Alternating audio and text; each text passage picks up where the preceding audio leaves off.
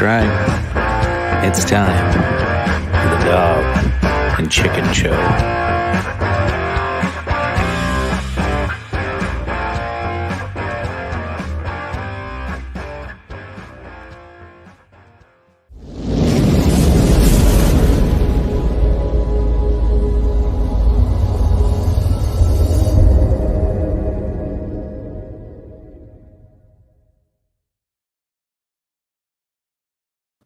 Ladies and gentlemen, welcome back. This is episode 49 of the Dog and Chicken Show. We've moved on from COVID and all that crap. We're just living our normal lives and bitching about things that we're all dealing with these days. We do have our normal panel and a return guest. My brother Lynn has graced us with his presence again. I imagine most people are out shooting off fireworks tonight. And meanwhile, we're going to get on here and bitch about, politics and shit that's going on in the world and blow stuff up tomorrow, I guess. So let's go around the room. Tony, welcome, man. How you doing? Oh, wonderful. Just trying to recover from a long week, which was a short week, and my boring-ass birthday of work yesterday, and today was pretty boring too. So not only was I nice and dehydrated, I was slightly bored. So need a drink. And tonight I'm having me some Jameson. Nice. Phil, welcome, buddy. Well, to make up for Tony's just massive amounts of charisma that he exuded there, welcome one and all to the Dog and Chicken Show Thirsty Thursdays. I am the devilishly handsome outlaw himself, your king of extreme. We are here to dive deep into all of the topics of today and all the topics du jour that you want to talk about this evening. Ladies and gentlemen, please like, share, subscribe. Please interact, give us comments, ask questions, let us know. I, the king of extreme, am ready. I'm ready. Just wash me in your questions. Now, we also have the returning Lynn. Motherfucker, welcome back. That is such a good introduction. Thank you very much, Bill. Long time no see. I kind of lost a little bit above my face or my lip area. Sorry about that. It was a mishap. I will get back to my sexy bearded self here within the next 6 months. Bear with me on these trying times. Other than that, hello, everybody. I know you missed me, so I'm going to keep myself just as beautiful as ever and just wow to everybody. There you go. Wow. What are you drinking tonight, Lynn? What's that? I am drinking, recommended by Phil, the Whistle Pig Rye Whiskey. Nice. Wait. And I'm drinking it straight. And I'm going to be drinking it mixed too, just to see which one I like the most. Well, all right. Well done, sir. Well done. I'm like you're just putting it on. Now, again, I've noticed Chicken and his kinfolk, their version of whiskey straight is whiskey on the rocks. that's Chicken's. I do naked every now and then, but I just like it. I just like a little ice. I know, but I just think that's yeah. I just think it's funny that the two of you have that similar theme between you. But Whistle Pig is a great American rye whiskey. I love the company, the story, and I also really like the flavor. The flavor. Now, they are trying to create a premium American rye whiskey. They are certainly, at some of their age statements, charging a premium rye whiskey price. That's that I will say, but I do love me some Whistle Pig. It's true. Let me know. Let me know what you think of that. Real quick, so I'll be switching to some Lagavulin 8-year. I just grabbed some of the cheap stuff to start with. We should have mentioned that our drinking game. I didn't have Tony's kids interrupting the show. But I think I can still change it before we announce the. I think we need. I was going to say we need to come up with them tonight, because I assume at the top of the drinking game list will be Tony's kids interrupting. What else do we have tonight? So COVID, Corona, virus, riot. I think that's plenty. I mean, we try to avoid the annoying topics that, we're tired of hearing about. Okay. Oh, yes, yes. So this evening, gentlemen, I'm getting into a good classic of mine, Schlinkhorst Dornfelder, the unsung hero of European red wines. And you can get this bottle for $10. Okay? It's sweet, it's red, it doesn't have a lot of tannin, it's very approachable. I recommend it to anybody. It's one of my go-tos. And Justin, Chris, you are right. Whistle Pig in 4th of July does sound like a firecracker name. So, not you bring it up. But the reason it's called that is because the whiskey is aged and a lot of the rye is grown on Whistle Pig farms in Vermont. So, tomfoolery, welcome, sir. Welcome to the show. And Bernadette, also welcome. And Bernadette, I ran into your daughter at DG, and I send out a shout out to both of you. And she's already getting us to drink. All right. Bernadette's Damn it. doing her job tonight, that's for sure. Lost Lynn there for a moment. So- I'm sure he'll jump back in here shortly. Hey, real quick, tonight's main show is or the main topic tonight is going to be cancel culture. So there's a lot of touchy subjects in here, but before we get into it, we have breaking news today. There's a couple of big stories that we need to make sure we touch on. The first one, and probably one of the, I don't know, I'm kind of sad. I'm sad to see it go. It was such a short-lived, run that we had in good old Chaz. Chaz Chop, we hardly knew ye. Oh, no. No, not Chaz Chop. What started as kind of a peaceful utopian protest that, I don't know. I kind of made fun of it at first. But I kind of admired it at the same time because it was peaceful and they were doing it the right way. Yeah, violence kind of kicked in and shit hit the fan. Yet the local government allowed all of this to happen until everybody's talking about the white couple coming out of their mansion holding guns. That wasn't the end of it. It was because they went to the mayor's house and the mayor got mad.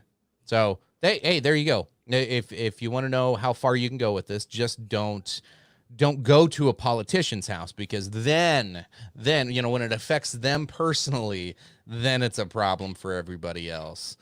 Interesting. Very interesting. I just gotta say, I think one of the images of the summer of 2020 is going to be the cul-de-sac commandos. Was that not just one of the guy in pink salmon shirt with an AR-15, looking like someone that you would hire to do legal work, or someone that would be an accountant somewhere? And it was just regardless of what side you fell on that, it was just one of those visuals that was just you're never gonna forget.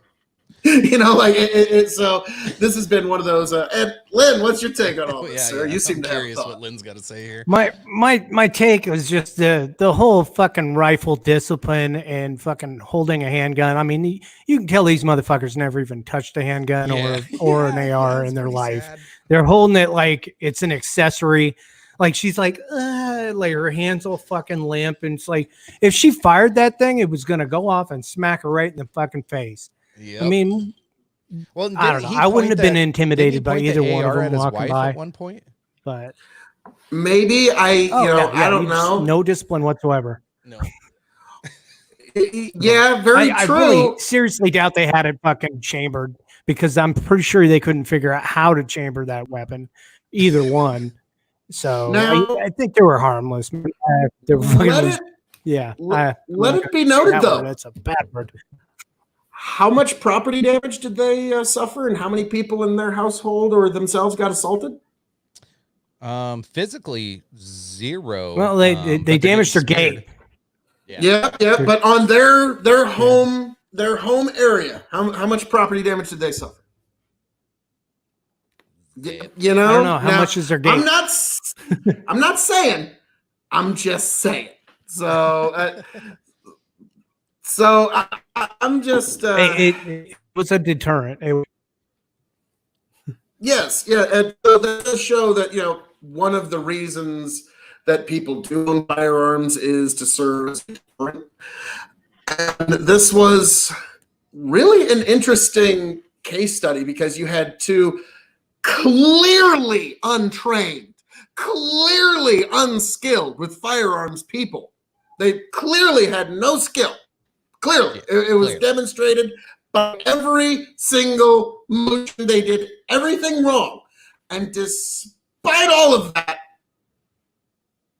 an entire horde of people, an entire mob of people, an entire mass of people, an entire, whatever group, whatever name for large group you want to use, completely stood down, completely backed off. So it is one of those interesting case studies that if you do find yourself, if you think that you're in an individual or in a community that you feel could be exploited in some way or could be overrun in some way, that's what the Second Amendment's for. It's for all of us. I'm just sad we're not going to see any more like tours of Chaz. We're not going to see any more of the fun gardens.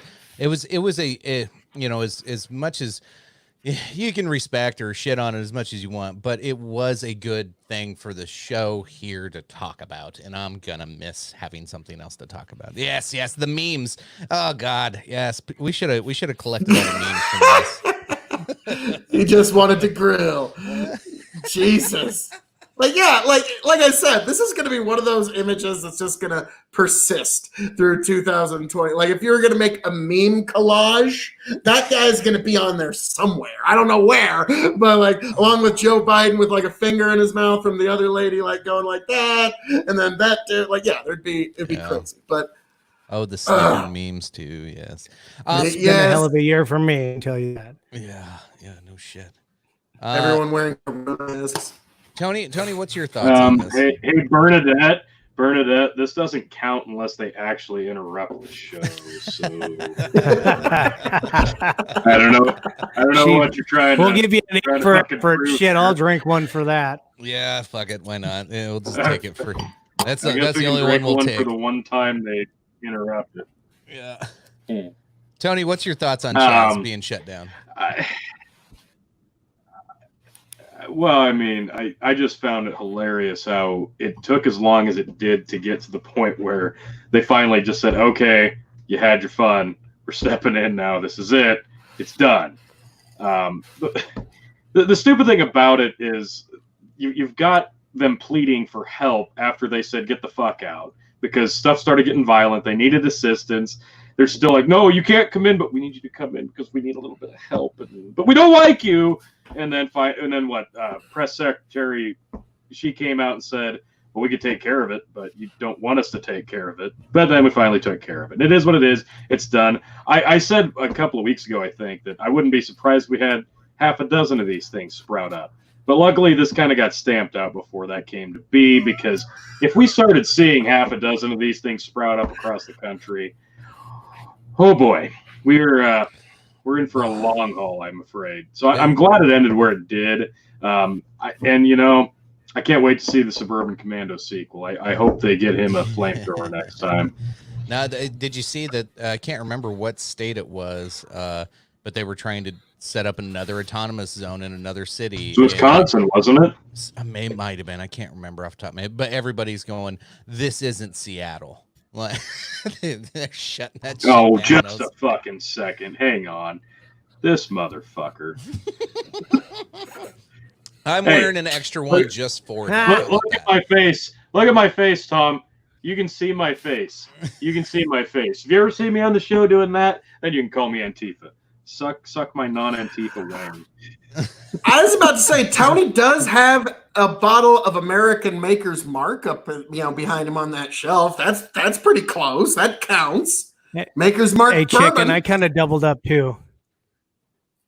Oh yeah, you got the ghost American flag. Nice. I am the often imitated, never duplicated Phil King of Extreme. As you guys all know, I was the guy that came up with the idea originally of, displaying an American flag on a podcast. Nobody's ever done that before. That was all me. Oh, you're Joe Rogan?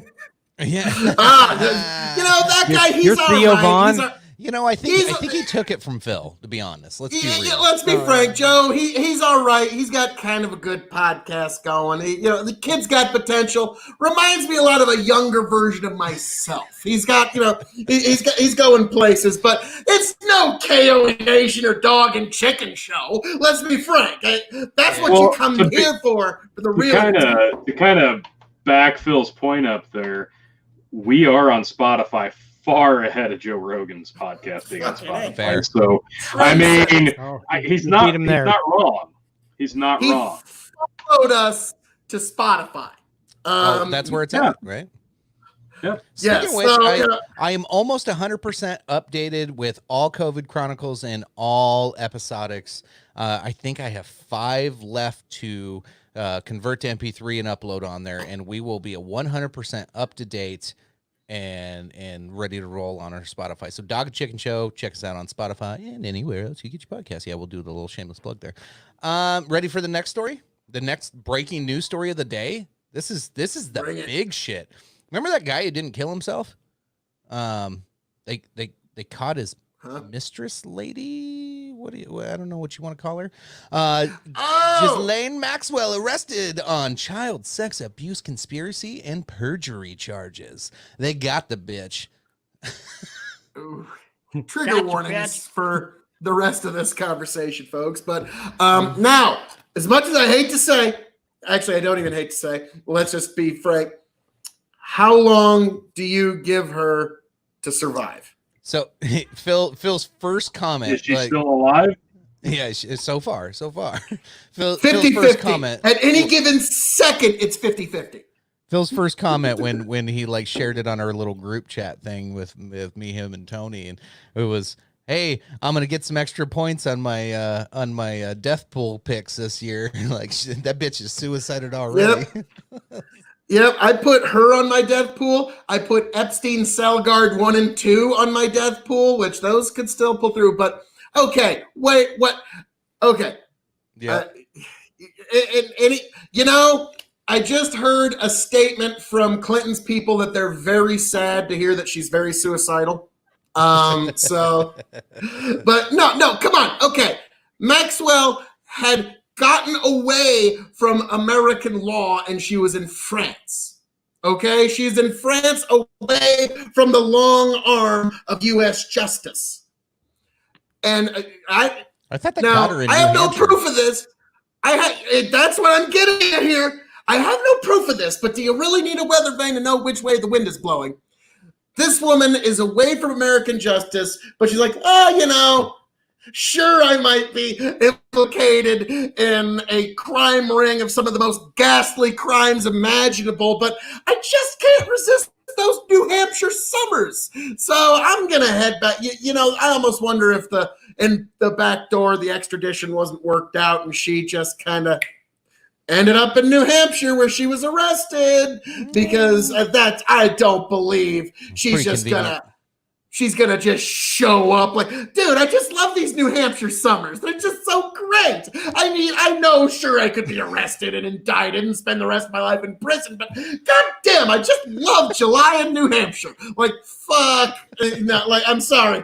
Yeah, if you believe that, you're also gonna believe the fact that all of Epstein's fucking cameras were off in his fucking cell the night he got killed and none of the guards knew what was going on. If you believe They were. Allegedly. Yeah. Jesus. So I'm sorry. I really hope she lives to testify because some motherfuckers are going down if she does. And I want to see how deep this rabbit hole goes. But it's gonna be bad. We saw what happened with DC Madam. We saw what happened with Epstein.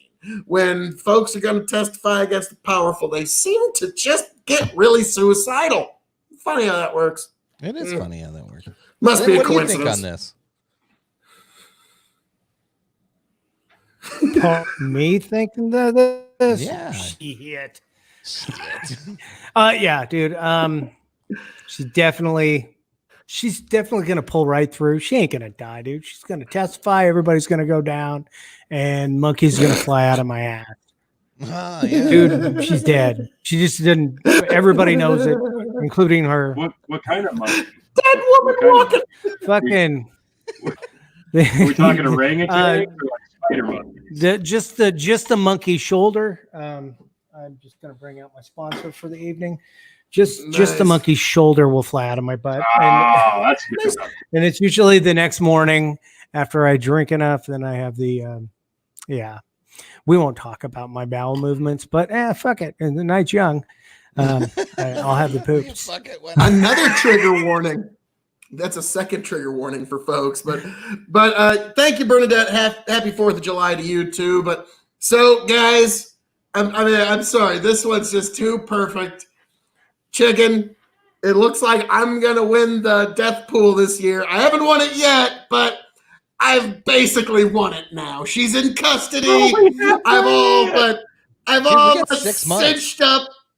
Yeah, she's got to survive 6 months. She's gonna be lucky if she survives 6 minutes. So Dude, yeah, I already got way in the lead. I think I have 16 points. I think my niece Taylor is in second place with 15 points, if I'm right. Like, and with yours, you got Do I one. only have I one? think you have one, Phil, and that would give you 10 points. I don't think anybody else. I'll get updates.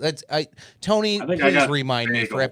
for episode 50. Well, that'll be in 2 weeks from now. We'll do the episode 50. Next week we'll do a special edition, but episode 50 we're gonna do live here at my crib if these fellas can make it up. But we'll get you an update on. I want to address this. I'm going to read Tom Foolery's statement here. As someone who has been to prison, thank you for sharing your experience. I can testify that guards aren't trying all that hard to keep pedophiles from killing themselves. Now, Tom, you are absolutely right, but at the same time, Epstein is a very special case. This is a man that if he testifies, the people at the highest levels of governmental power are brought down. There's just too much. There's too much incentive there to not see some nefarious motive. I'm sorry. And when all the cameras happen to not work and all the guards happen to not know what happened, nobody knows how he got equipment, nobody knows how anything went down, nobody knows nothing, and he's just dead. And boy, howdy, isn't that convenient for all the people that were going down. Whew, that's what they did. That's what they did. All the people that were going down because of him breathed a huge sigh of relief. Boy, ain't that convenient. So I understand what you're saying, Tom, and thank you for sharing your experience there. But I'm going to say this is a person that if he was allowed to testify, billions of dollars, possibly trillions of dollars worth of who gets to shepherd that money of political power was going to shift if he was allowed to testify. People at the highest levels of all power were going to be shifted. So Yeah. I just see that as a beggar's His belief. point, But thank though, I you think for your his- input. Well, his main point though is guards aren't trying all that hard to keep pedophiles from killing themselves. I might see that as a little sarcastic. Like, you know what I mean? Like the guards, wink, wink, aren't trying. So I don't know what Tom's intent on that was, but at the same time, they're probably not protecting him from other inmates and yada yada yada. But yeah, and a lot of what Phil said too. But let's see. We've got one in the comments here. Go ahead. Bring it. No dead air. No dead air. Bring it up. What was Don't we you on? know that the No. king I of had an stream ad pop up. always. I had an ad Goddamn pop up on ads. my shit, and I thought you were sharing something. I'm like, oh, I'll shut up. No. Is that, No. Epstein's lady. I like how she's just Epstein's lady. Wow. So yeah, Okay, and pull that for those up, just tuning in, we just had a few people jumping in between one or two of the platforms, but we're talking Epstein's little lady got busted today. So that's the conversation at the moment. And what's your odds on her actually living to testify? Like anybody, what do you think the odds are? Like I want to see Vegas odds. Goose eggs. You know they would take a line on it. You know they would. Like, there's somebody that probably already has. But so Robert Downs asked, did you happen to see what the NFL is doing? No, I have not. I have no clue. Up here. And Here's yes, that Justin Chris, comment. have a happy 4th. Okay, I'll pull it up here on the screen. I actually kind of missed this myself, so this is the first time I'm actually seeing this. So what are Bit they of going to news. do? They're play back national anthem. NFL will play Black National Anthem prior to Week 1 games, the report says. The NFL will reportedly play Lift Every Voice and Sing, which is also known as the Black National Anthem, before every Week 1 NFL game in the 2020 season, according to ESPN. The decision to play the song comes following the death of Minneapolis man George Floyd, which has led to nationwide protests over racial inequality and police brutality. According to the ESPN report, the song will be played before the Star Spangled Banner. So they're still planning on playing both, but one before the other. He also says and they're then- putting the names of victims of police violence on the helmets. No names of police that were victims of violent criminals. Interesting. Yeah, this is all coming from Fox News, but Roger Goodell says we at the NFL Glad you said believe that. Black Lives Matter. Goodell said in the video, I personally protest with you, want to be a part of the much needed change in this country. So I guess for me, I find it interesting. I think it's a good gesture. Honestly, I don't see any reason anybody should get upset about something like this, because out of all the controversy that came from the original kneeling during the protest or remaining seated during the protest of the national anthem before all the sporting events, all the immediate backlash of that, playing something like this, I think that's at least an honorable gesture. You know, this at least people should be able to get on board with this.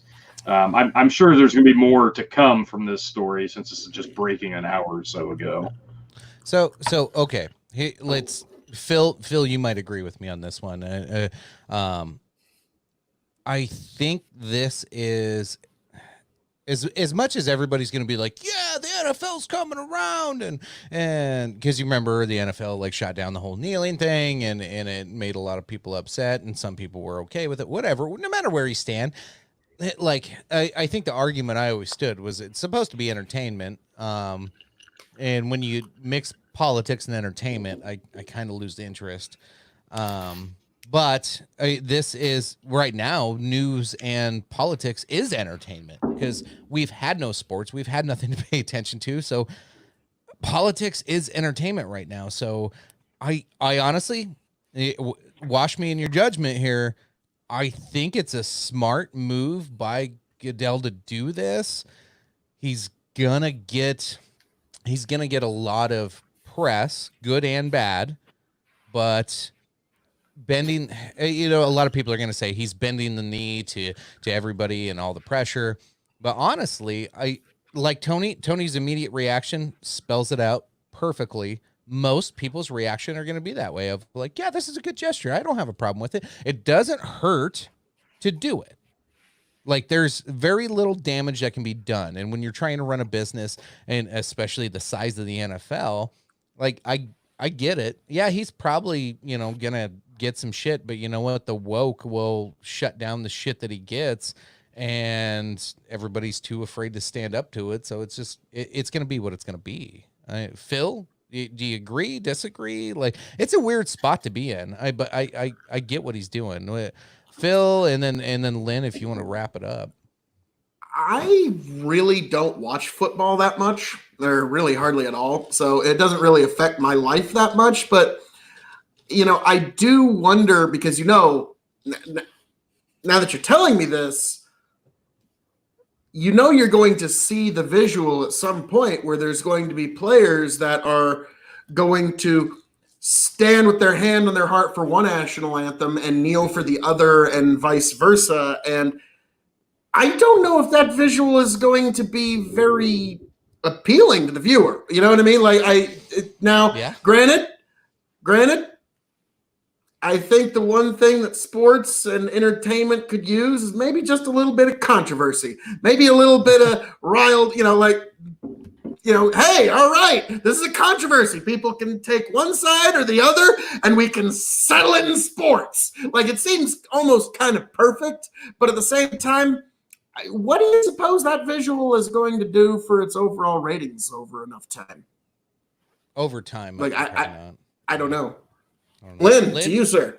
Lynn, what do you think? Well, I'm going to go ahead and say that I'm going to participate in a boycott of the NFL. And it's not because of any of this shit going on at all. It's for the fact that they haven't put a metal band on the fucking halftime show at the Super Bowl ever. So fuck them.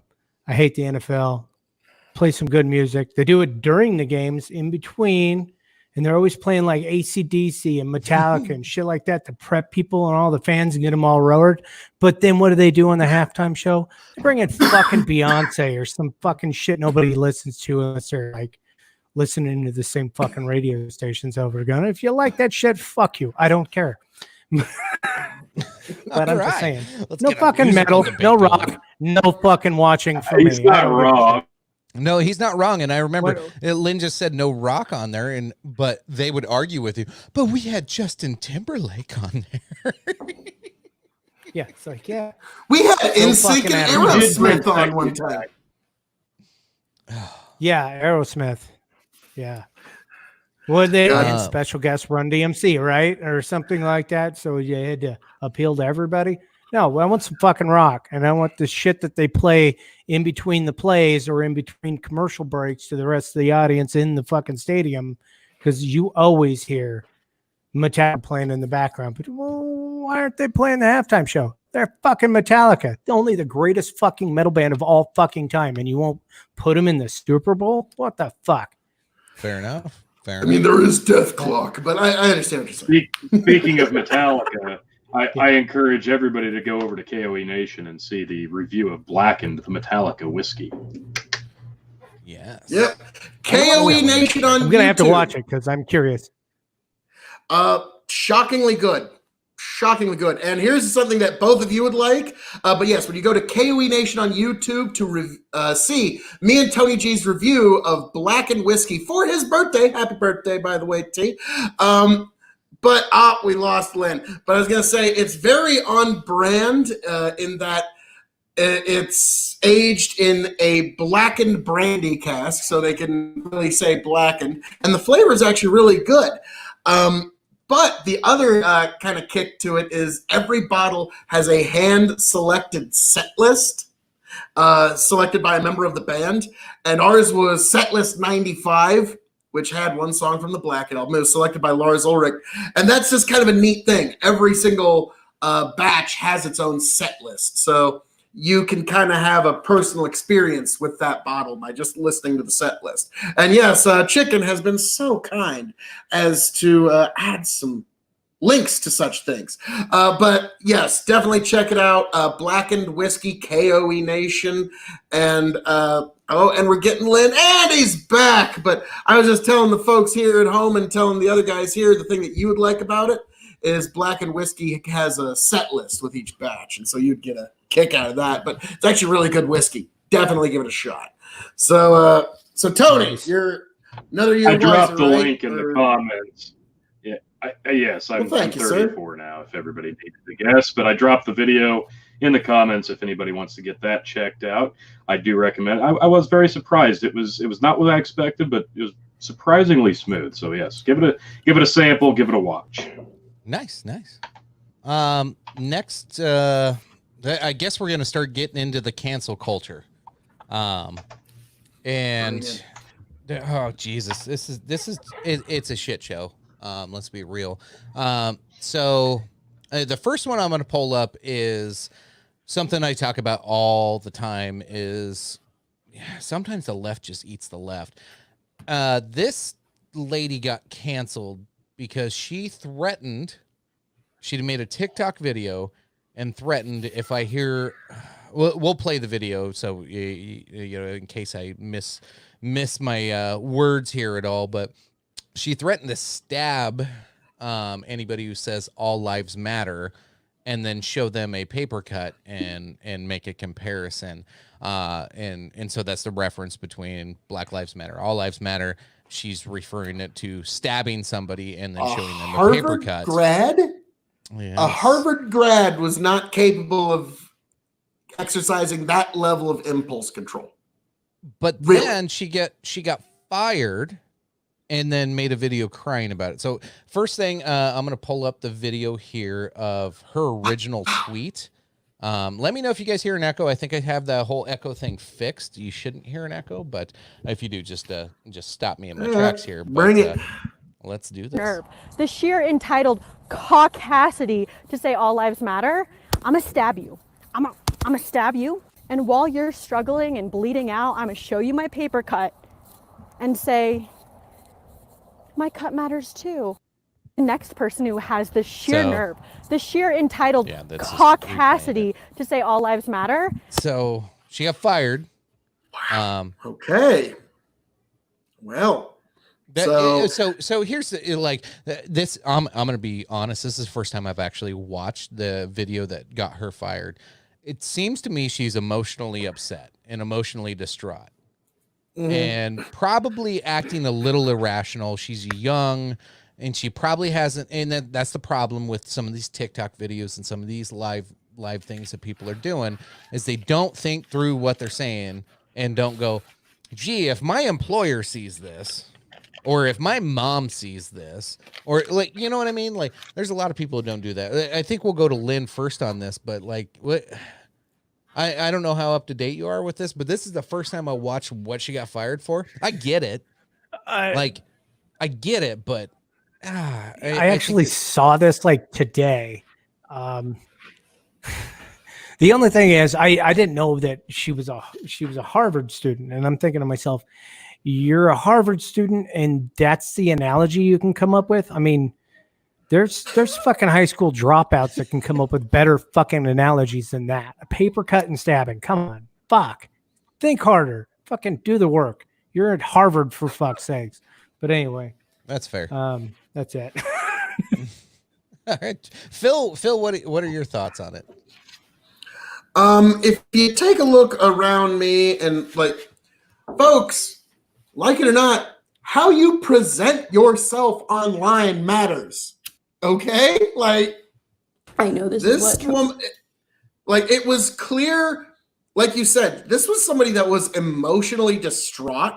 Like, you could see she was like almost in tears before the video even started.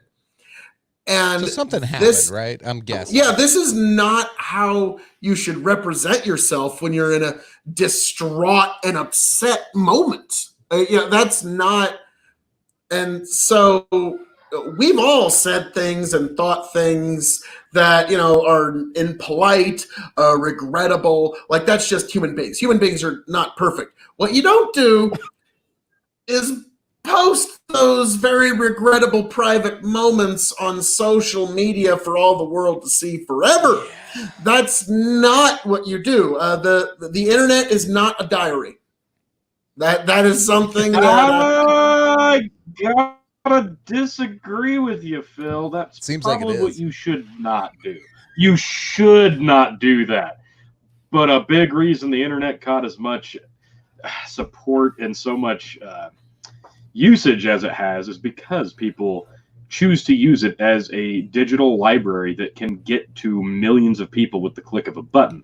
That's kind of the point. And people's emotions are unfortunately why the internet has become such a focal point of today's society, because people are allowed to get emotional, get angry, get happy, get sad, and share it with everybody they know and anybody that they don't know who might stumble across it. And that's kind of the appeal.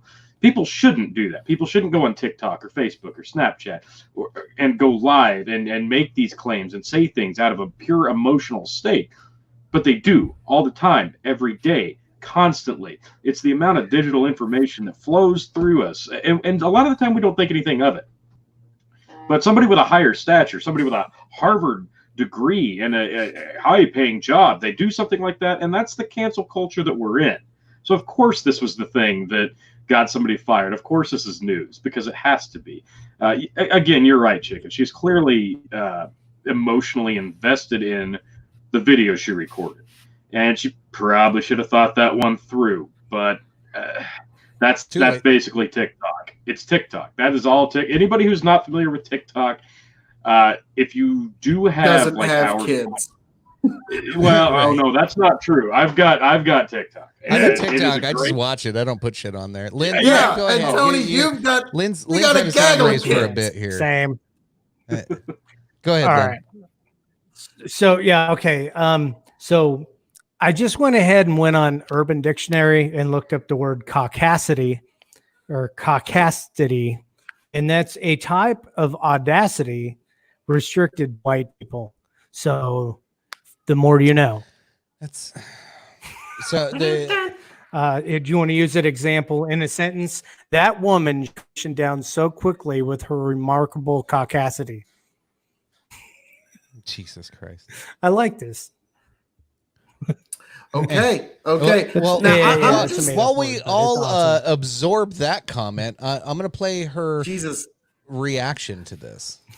Oh God. Supporters Really? want it because standing up for Black Lives Matter put me in a place online to be seen by millions of people. The job that I had worked really hard to get and meant a lot to me just called me and fired me because of everything.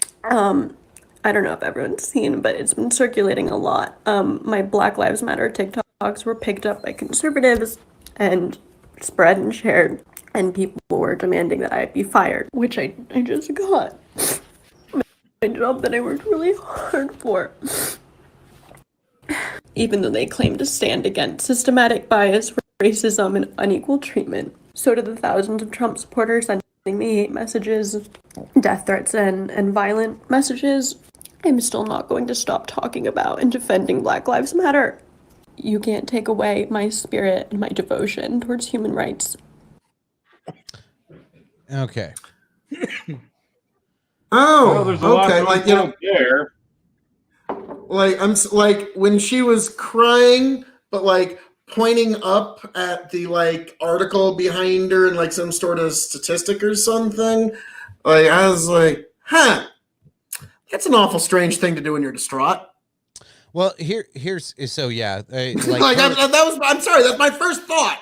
And like if I just may here, sure. it really looks like Harvard has failed her thoroughly. Because like Lynn said, she should have been able to give a more erudite explanation the first time, and then with time to think about it, perhaps the second time, and really a lack of impulse control that, you know, you would think that would be a little, Harvard would instill that in somebody. But so yeah, Harvard has largely tremendously failed this woman. So that's one of my first She like just got overarching fired. thoughts. She's still emotional. Like she's still emotional because she got fired now. So now she's upset emotional, not angry emotional. So emotions are still running high. Exactly. Like remember the stages of grief. I'm just talking about the first video, but yeah, either one of them, like I find it like, boy, it's just. This is the part of the cancel culture that nobody really talks about in what I see is the psychology behind it. It is the 7 stages of grief, especially when you're the one being canceled after trying to, you know, be a provocateur of sorts. You know, maybe she was emotional. She posted a video, and in hindsight, I bet, you know, 10 years from now, she goes, fuck, I wish I didn't do that. Or maybe she'll get famous off this and be like, Jesus Christ, I'm glad I got emotional that day. Either way, no matter how this plays out, she's going to go through these stages of grief, and she's recording, and people eat this up. It's entertainment, right? Who edited that video? That was actually somebody. I pulled it off a news article, but they actually took all of her TikToks. Here's my last point, Tony, and I'll give it to you. Is TikTok's problem is it's fucking live stream Twitter. It's a video live stream version of Twitter where you only get so many words and so many seconds and the small little condensed version of shit, and you have no context, and you just like spout out either hate or virtue signaling, and people go, yeah, I love this, and share it. It's gross I love watching TikTok for the funny stuff. There's a lot of funny shit on there, but there's a lot of this fucking nonsense on there too. And it's just like, you are ruining your life and embarrassing yourself at a certain point. Maybe she'll get famous off this. I don't know. But I just wish she would have thought about that first video before making a second one. But whatever. She's making it political now and blaming Trump for everything. Cause that's just what you do when, you know, you get canceled by the left. To answer Mika's question here, who edited that video? I think we need to explain a little bit what TikTok is. Who edited it? She edited it. Like, one of the features of TikTok is the multiple different video and visual effects that you can do with the video that you record, 15 to 60 seconds. Green screen is one of them. And what she put up behind her on that green screen was, I believe, the mission statement of Harvard, or where she gotten fired from. That's what she put up behind her, as to prove a point like, well, I'm clearly just supporting Black Lives Matter. Why should I be fired for that? And that was her point. Well, it's not that you got fired for supporting Black Lives Matter. You got fired because of the inadvertent threat of violence. That's what it was. You're posting the second video, emotionally charged as both were. Posting the second video, she was clearly just trying to virtual signal as much as she possibly could before any videos got removed. She's saying, oh my God. She said she got fired for supporting Black Lives Matter, right? Well, you know, I have to make that into a clip now. Yeah, it needs to be.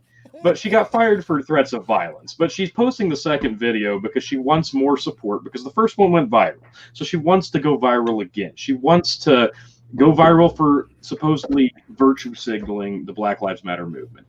But no, I get it. I'm old too, but I try to be hip and pretend I'm not old. But it is what it is. And she needs to calm the hell down and post another video and go, hey, maybe I should rethink this. But that's not going to happen, because I guarantee you that's what TikTok does. Like you said, it's Twitter, it's hashtags. You have a small platform, it catches fame, it catches notoriety. So her following will now be people expecting this kind of content out of her channel, out of her brand. So she's going to continue putting out content like this. Or she'll be a fart in the wind, or she'll be forgotten tomorrow. It could go either way. There. All we are is farts in the wind. Yes. All we are is farts in the wind. Yes, I really hope for those sorts of outcomes. That's marvelous. Thank you, Tony. Now I have that visual in my head. Yes, this is a very interesting, like you said, time we live in, where people can, like I keep telling people, no, the internet is not your diary. Anything you say on the internet can and will be used against you in the court of public opinion. So, for fuck's sake, people, maybe try and present yourself a little more extreme, if you will. So that's why you should subscribe to the KOE Nation on YouTube, Jesus. So you can follow me in all of my varying journeys, and you can learn to live life better through extremeness. Lynn, any other I wish I could shamelessly plug some shit. Yeah, that's please subscribe to my channel, which is non-existent. Maybe I should start a TikTok and start some shit and get likes and followers. My opinion, I get on fucking TikTok and just thumb through myself, and there's a lot of dudes that are like 20 years older than me with missing teeth that are like, hey, TikTok folks, let me tell you something about this government. And it's like, what the fuck? They just give anybody a platform because it's TikTok, and you could just record shit and it just randomly shows up as you're flipping through. So yeah, I can get on there, but I'm afraid somebody I know would see something that I'd post, which would be, I would try to laugh and people would take me seriously and get me fired. So I ain't gonna fucking do that shit either. So I learned that's where her lesson that she should have learned. Yeah, I learned the lesson she should have learned before she did, and unfortunately for her, she's without a job. But you know what? She's a Harvard grad. Guess what? She's gonna get another fucking job. Let's not fucking feel sorry for her. She's a Harvard grad. She'll be okay. Yeah, I agree. Ready Oh, for the the next virtue topic, signaling folks? will work. The virtue signaling will work, and she will be hired by somebody who wants to take her virtue signaling and pair it with their virtue signaling, and together their powers combined will be even more powerful virtue signaling. Captain So she will land on her Planet. feet. Captain Planet. Yeah. All right, ready I for am the next switching topic? to This is a Jameson. fun one. I'm excited for Switching to this. Jameson Stout, just if anybody needed to know. Ooh. I didn't like that one as much as I like Jameson IPA. Just gonna be honest. I'm That's- giving it another shot. I'm giving it another shot, and then next is IPA. Phil, I like- an go ahead. earlier note when you were making us talking about straight whiskey being with ice and shit. When I say straight, I just whiskey. Yeah, I'm gonna add ice because dude, I was fuck hot place and we had water that was like the same temperatures outside, so like 140 degrees. And I told myself when I get back to America, I will never drink any fucking liquid that wasn't cold as fuck. And I'm a man of my word, and I will not drink room temperature or fucking above anything. It's got to have ice in it because I like cold fucking drinks. I don't give a fuck if it's whiskey. Well, I'll make one exception, and that's coffee. I wouldn't skate it backwards just a little bit. But other than that, everything's got to be fucking cold for me. So Tony, That's Tony, fair enough. Tony, Had when nothing he to do with said, "I'm a TikTok. man of my word," did that bring back memories? I'm a man of my word. I finished the whole bottle, the whole case. Yeah. Inside joke. We'll have You to guys share ready that for on the show sometime. Yeah. Wait, before we move on. Oh, you got more? No, I had a question for Lynn actually on that Whistle Pig. You just got it on ice right now, correct? Right, one on ice and one that's mixed with Coke Zero, and both of them taste fucking fantastic. Okay, my experience with rye whiskeys is it changes drastically, like compared to Scotch, compared to bourbon, compared to Irish. It changes so drastically depending on whether you put it on ice, whether you drink it neat, whether you put a little splash of water in it. Like the Crown Royal Harvest Rye, I thought was not good with water. It was terrible on ice, but neat, it was fantastic. So if you can bring yourself to have like a half a shot of the Whistle Pig neat, I recommend trying it. That's all I got. We can move on. Okay. You can twist my arm as much as possible. I'm pretty sure not going to do it. Aw. Hey, Deb. Let me see them muscles. Muscle. Chicken. Yep, thank you, Lynn. Thank you. And answer Mike's question for what I'm doing fourth, blowing stuff up. Obviously, I mean, come on, that's what you're supposed to do. That's America. So, all right, chicken, you're chomping at the bit. You want to introduce some sort of topic? Just let's hear it. Why? Just all right. Hear me out. Oh, Why boy. in the fuck are people still doing blackface? Have we not figured this out? Like, okay, we've talked about this on several different fucking episodes. Like the only argument I've heard of where I kind of went, yeah, I kind of get it, was like dressing up as Mr. T for Halloween. Like, that's the most innocent version of blackface I could find. And I still go, yeah, it's probably not in good taste. Some skinny little white kid on Halloween probably ain't going to look like, but it's going to be a kid. Now, if you're an adult and you dress up for Halloween and you choose to do blackface, I don't give a fuck. Like, no, dude. Do any of you guys know who Shane Dawson is? Who? Yeah, exactly. But he's Is it Richard Dawson's brother? no, he is actually a very famous YouTuber. Has millions of subscribers. This guy's dude, he's done more than doing blackface. This guy, oh my god. So we're getting into the cancel culture stuff now. So this is the first guy. So you read the headline: blackface was something I did a lot. Shane Dawson addresses racist skits, pedophilia jokes. Jada Pinkett Smith and Jaden Smith said they were disgusted and done with excuses in response to an old video of Dawson sexualizing Willow Smith at age 11. Now, I have not watched. I've not gone to, well, obviously, he has been fucking just axed. I don't know the context of his videos and what was said, what he did, but it doesn't sound good. Why? Like, oh, here's my call out to white people. Here's my call out to white people. Like, I stand up for principles, this Constitution, our flag. I stand up for everything we believe in, but quit fucking doing blackface, you fucking morons. Like, look up blackface on Google. It is a terrible. It's a fucking, like, look it up, research it, understand. You have to go back and understand why blackface is such a bad fucking thing. And, like, I get it. It's still snuck into the 90s. And we got, what, Jimmy Fallon? Was it Jimmy Fallon? Which one was it? One of the late night talk show hosts.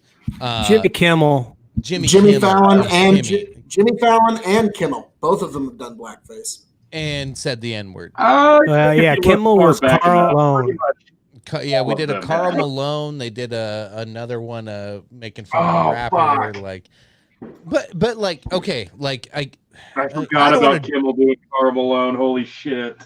I don't want to dredge up shit from 30 years ago. I'm not saying it's acceptable, and he probably should have moved past it. And it was probably in bad taste then.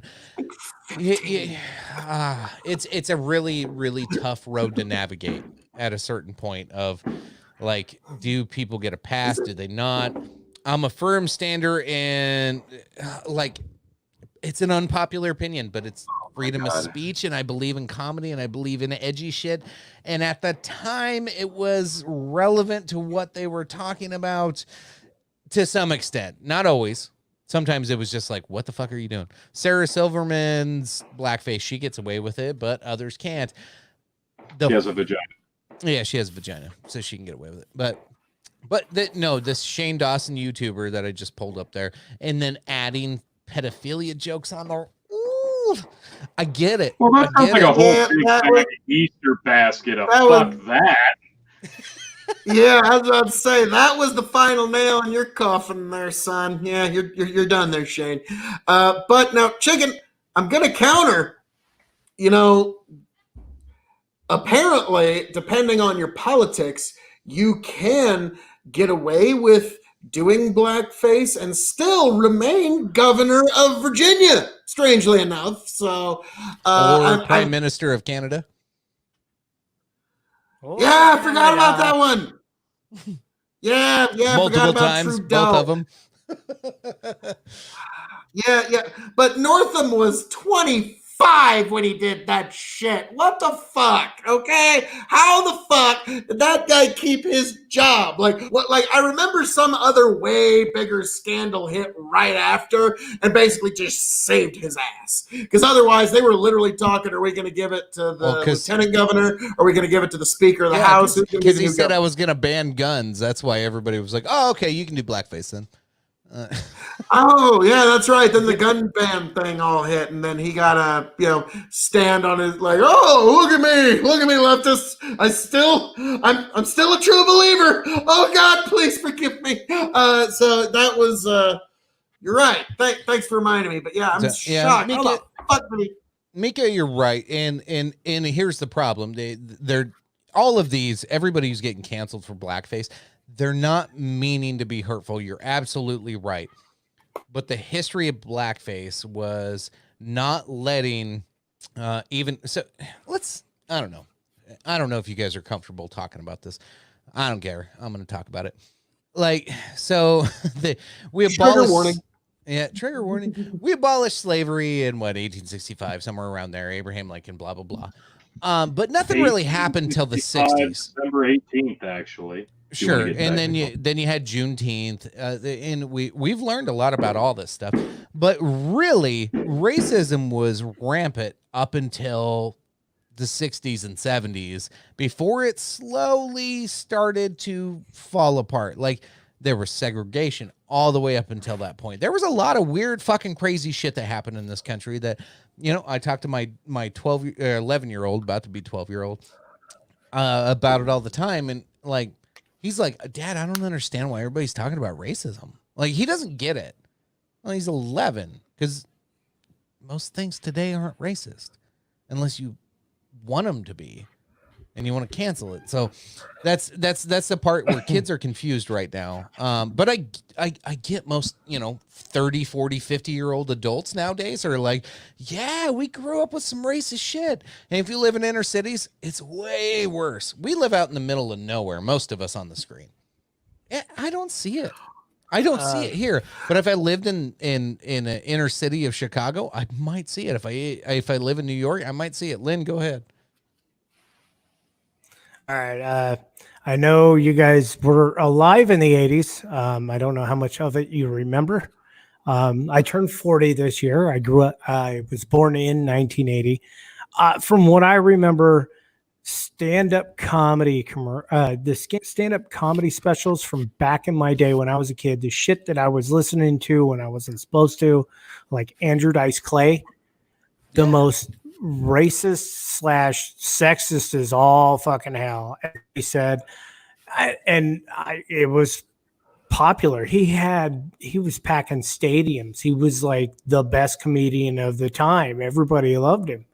And yeah, you try his routine now, like the same fucking routine he did in like 1989, he'd have been canceled a long time ago. Eddie Murphy and was delirious and raw. I mean, the gay jokes that he made back then, dude, you get fucking strung up. Fucking said half the shit he was saying back then. I mean, the racism, the sexism, and the fucking anti-gay shit, that was all thriving really good in the 80s. And in sometime in the 90s, it started to slowly turn to being not acceptable. And then once the internet age fucking hit, then it was like, it's like, everybody's like, oh shit, it's probably not a good idea to say anything bad about this type, and this. And then like, and that's when it really hit that, yeah, the kids are growing up now going, why is everybody so racist if they're older than fucking this age or whatever? It's like, well, if you grew up with the same jokes we did and the same kind of culture we did, yeah, you're going to have some fucking racist thoughts just because that's the way you grew up to be. I don't know.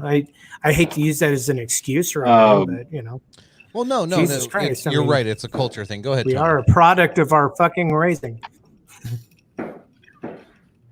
Oh yeah, no, that's 100% right. And like people are quick to forget that not everybody's experience going through the stages of life is the same.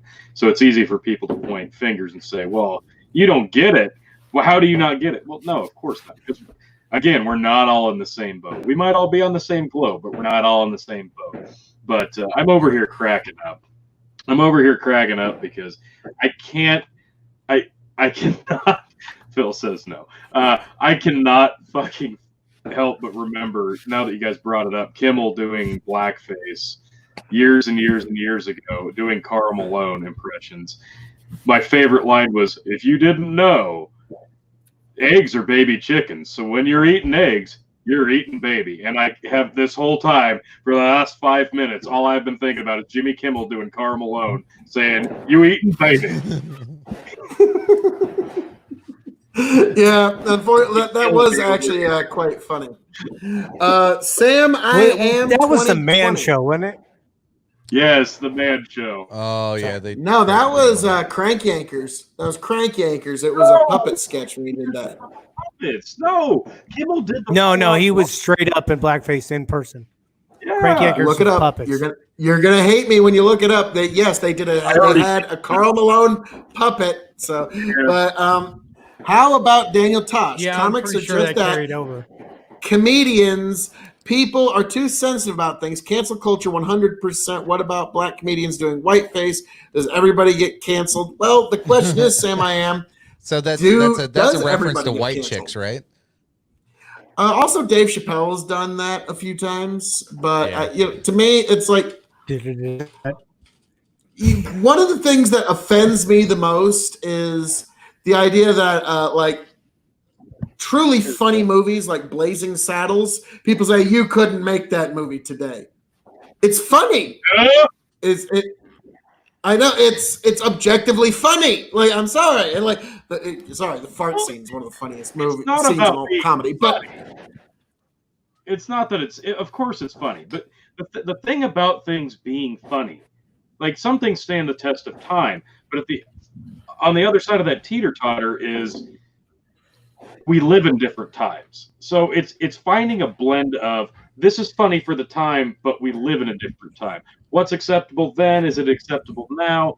And that's where we find ourselves in a complete time paradox, because that's the entire cancel culture, because this was funny 8 years ago, but now it's offending this person. So we clearly have to pretend like that never fucking happened, or we need to shame them into humiliation.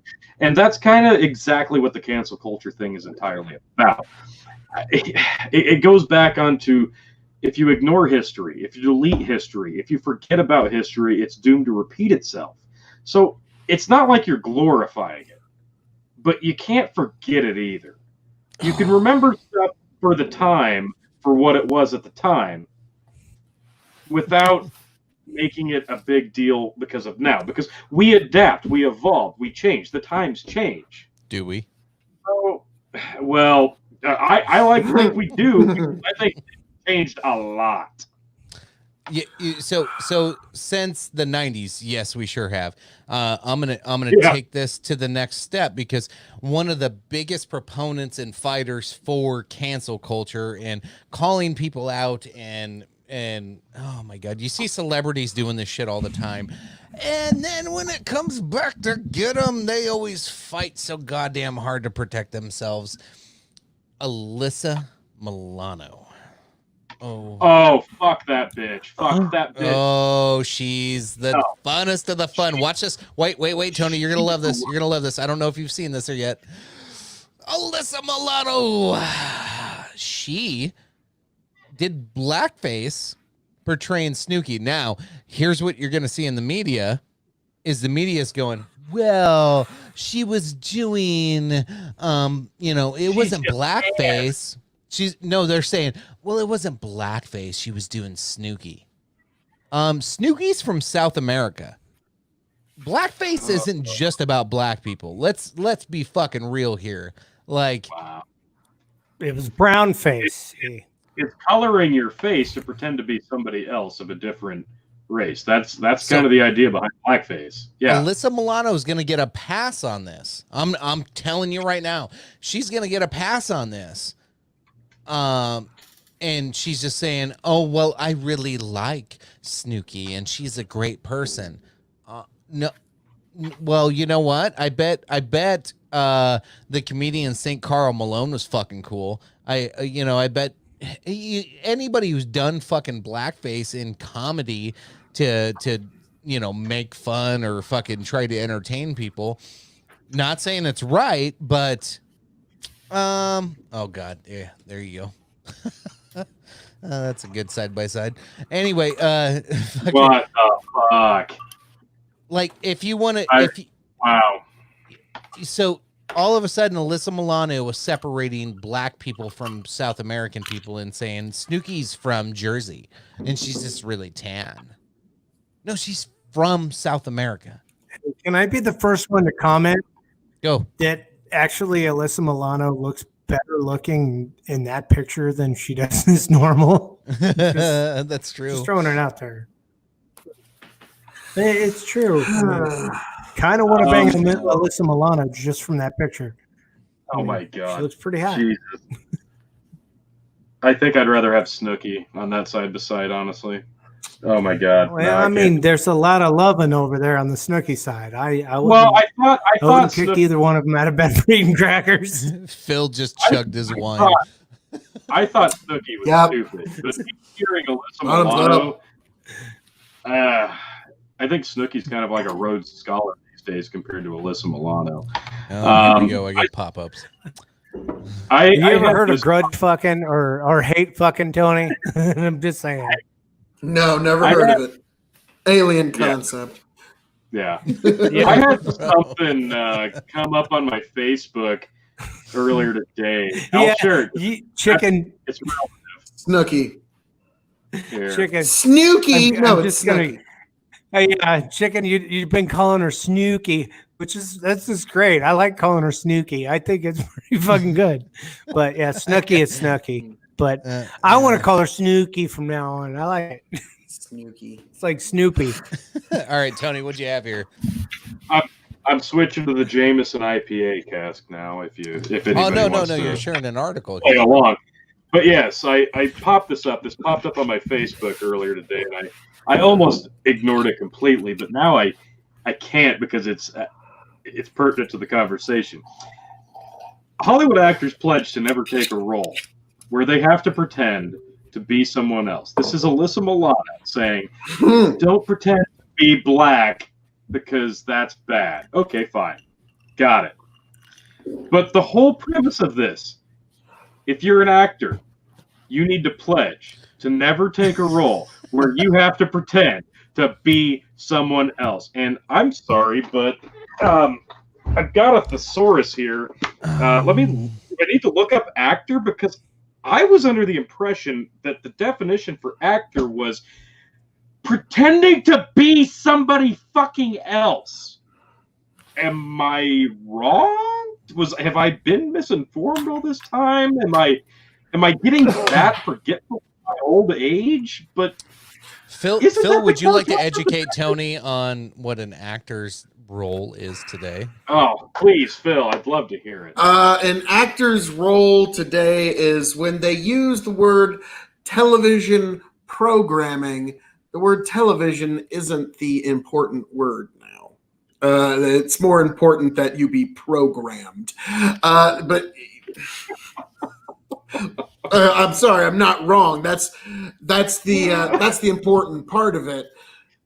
But actors are not supposed to pretend to be someone else. So basically, what you're telling me is Don't do your job. the Daniel Day-Lewis's and the Joaquin Phoenix actors who lose themselves in their role, and they can't do that shit anymore. We all now have to be like John Wayne's, Ryan Reynolds, and Vin Diesel's, who basically just play themselves in every movie and just show. Hey, you leave and just- Ryan Reynolds out of this. He's a gorgeous man. But basically, every movie he's been in, like, all right, you're just paying me to smear some Ryan Reynolds and me to be just, witty and handsome in your movie, and I'm just playing myself. Go ahead, That's Lynn. all he does in every movie. Go for it, Lynn. All right. Well, side note, Phil is extremely fucking jealous of Ryan Reynolds, apparently. But I do Kid's got to got bring up potential. a movie. I got to Roman bring out a Reigns. movie that pretty much talks about, or it brings up all of this shit when it comes to actors being people that they're not supposed to and getting it wrong when they're portraying shit. And let's go with Tropic Thunder. Yes, You I was got- waiting for that. Robert Downey You Jr. got fucking Robert Downey Jr. in blackface, and nobody said shit. Why? Because Ben He was making Stiller fun of it. played. Yeah, but Ben Stiller did his role of playing full retard mode. Remember when he did Simple Jack? And everybody Yep. got on his ass because the way he Yep. portrayed that little part. Because And we they were in were soccer so mom mad at anger him. culture at that time. Yeah, Yeah. that was they nobody said shit about Robert Downey Jr. They skipped and blew all that by because it was funny because we get what he was doing, and everybody there was like, the whole joke is, "What do you mean, you people?" And the other guy's like, "What do you mean, you people?" Yeah, That the was real black guy the gets whole mad at rolling him. joke Yeah. through Exactly. the whole fucking movie was a rolling joke like that. And then Yes. they just got mad at Ben Stiller's portrayal of Simple Jack. And they're just like, "I'll Yeah. see you tonight in my head, movies. And it was fucking great. I Yeah. loved it. It, Here you The go. whole Here you movie, go. it's Go watch it in today. retrospect, And it's still beautiful satire. Yeah, it's amazing that Yeah. even I even thought it was a little edgy at the time when it came out, and then as the years No. progressed. Oh God, what do you have here?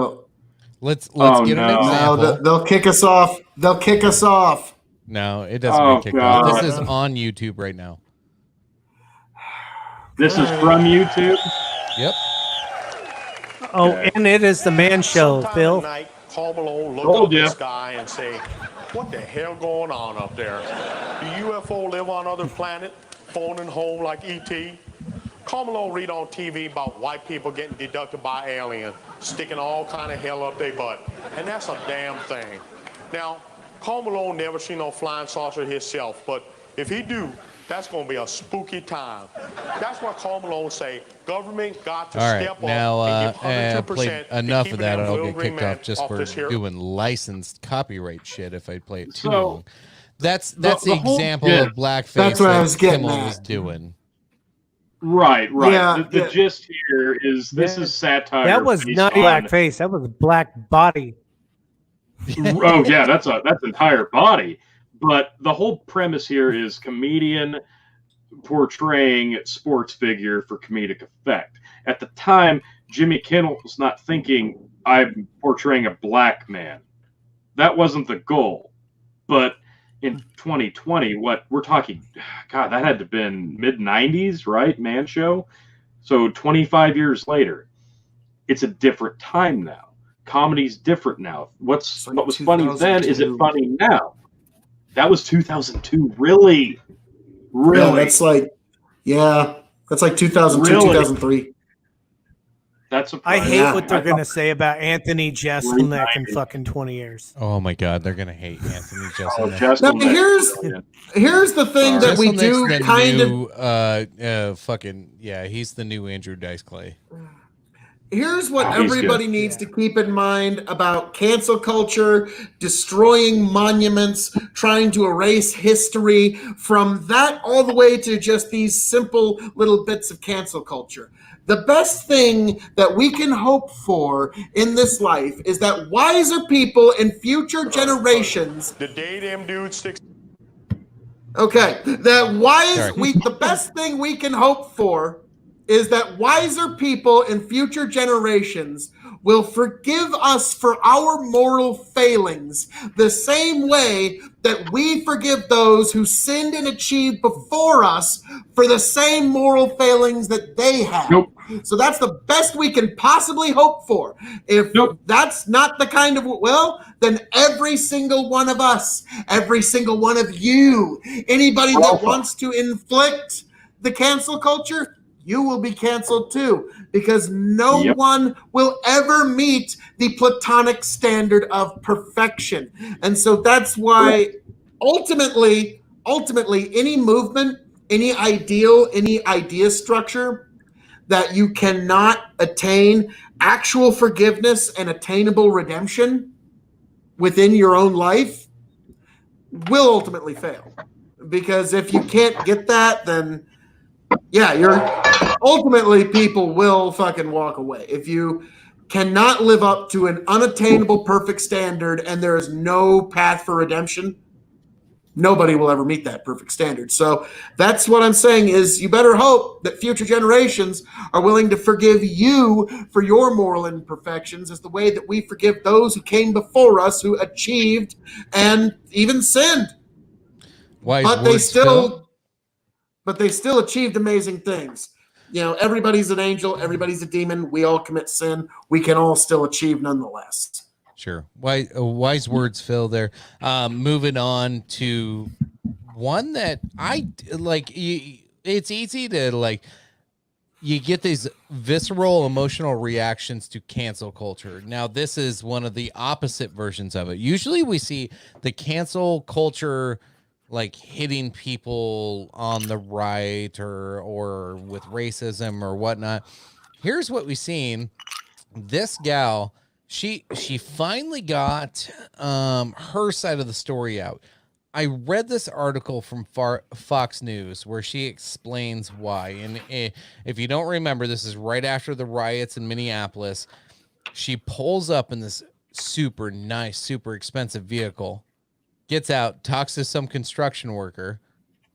He hands her a drill, and she acts like she's drilling in drywall to help board up buildings. Is what it looks like. Like the picture right there gives you context of a lot. And if you guys remember seeing this image, you're just like, oh my God. And then she jumps back in her car and drives off. Now she's telling her story of she came to talk to the construction worker, yada, yada, yada. He handed her the drill and she just played with it and kind of went with, the action of it. She had no ill intention.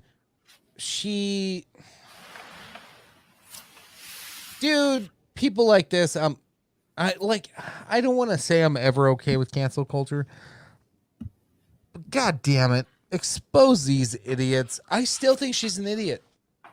I read this whole article like 3 times trying to find a reason to like her, and I can't. I just can't. She's kind of a C word. Should I say it, Tony? Yeah. I haven't said cunt. Okay, so essentially... See ya next Tuesday. Well, you just did. You just did. I didn't call her that. So what you're telling me is this person... She pulled up, she got out for a photo op for her social media so she could garner praise amongst her followers. That's the gist of this, correct? Allegedly. Allegedly. Well, that's absolutely... It's bullshit. Yeah, photo op bullshit. But by the way, like, share, subscribe to KOE Nation because I am not above shameless self-promotion, and I will not even lie about it. I won't even fucking do bullshit photo ops. I will just shamelessly tell you, go to KOE Nation on YouTube. Like, share, and especially subscribe and watch all of the amazing videos. I will even say, come here to the Dog and Chicken Show on YouTube. Like, share, subscribe, because you can get even more KOE content. So she's going to lie to you. This person's going to lie to you to try and get your like, share, and subscribe. I am going to be blatantly honest and shamelessly plug myself right to your face. So, folks, I think you can appreciate that honesty, really. Yes, follow KOE Nation on YouTube and Phil KOE on Facebook. So, really, those folks are going to lie to you. There's other folks that are going to try to deceive you to sell a product. All I'm trying to sell you on is you need a little bit more KOE in your life. So, that's my take on it. So if they're going to be, I thought he was saying Snoopy the whole, but if they're going to be people that are going to shamelessly plug themselves with lies, I will honestly shamelessly plug myself. My God. So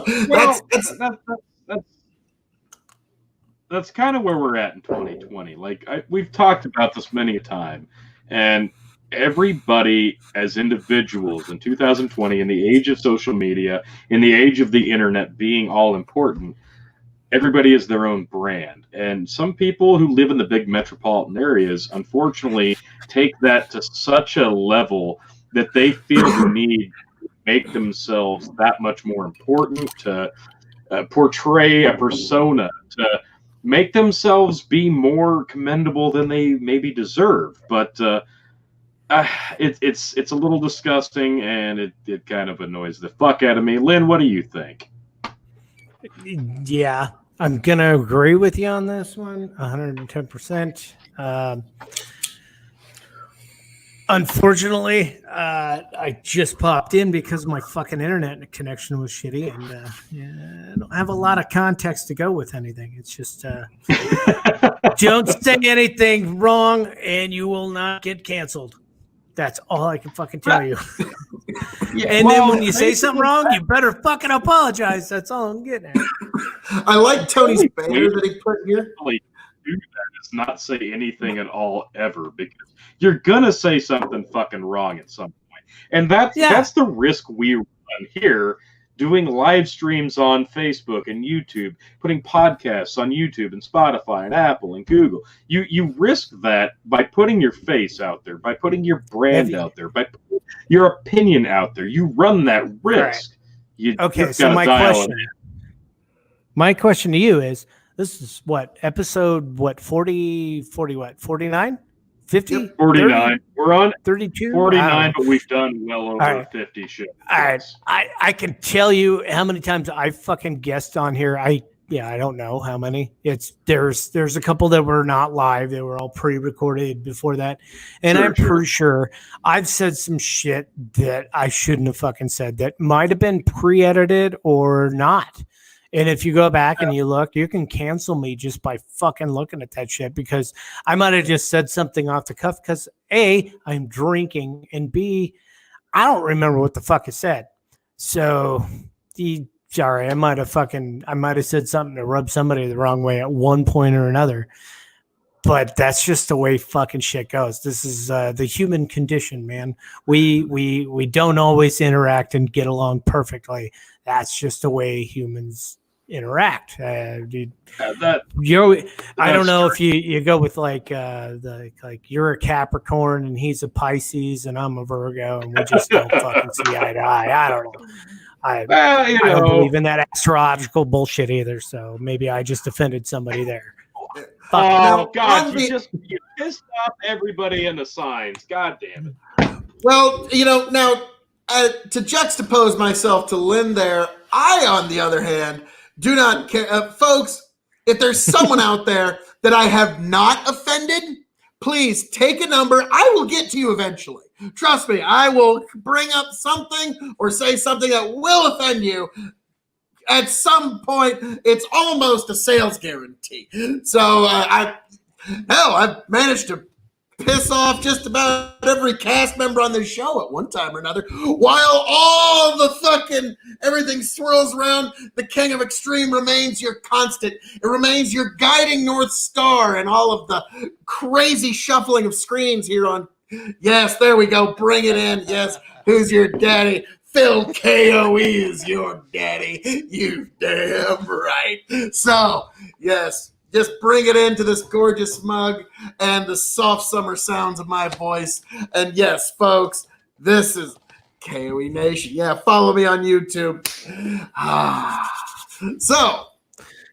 So what's your thoughts on the transgendered community, Phil? Sorry, just want to I don't know if right into that one. Why not? Why not? You want to. Yeah. No. I'll be honest. Let's get Phil banned. Tony's losing I'm just fucking with you, man. I'm just fucking. No. Don't do it.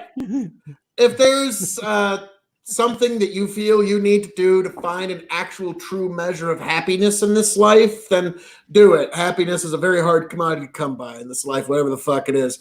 Just, as long as it's your own business and it's not mine and it doesn't impose on me in any way, I'm not going to impose on you. Leave it at that. That's how I look at it in a lot of elements in life. Okay. So I want to jump in on that one real quick. You can't spell happiness without penis. Nice. So I'm gonna pull up an elephant in the room that Tony and Phil and myself prior to the show.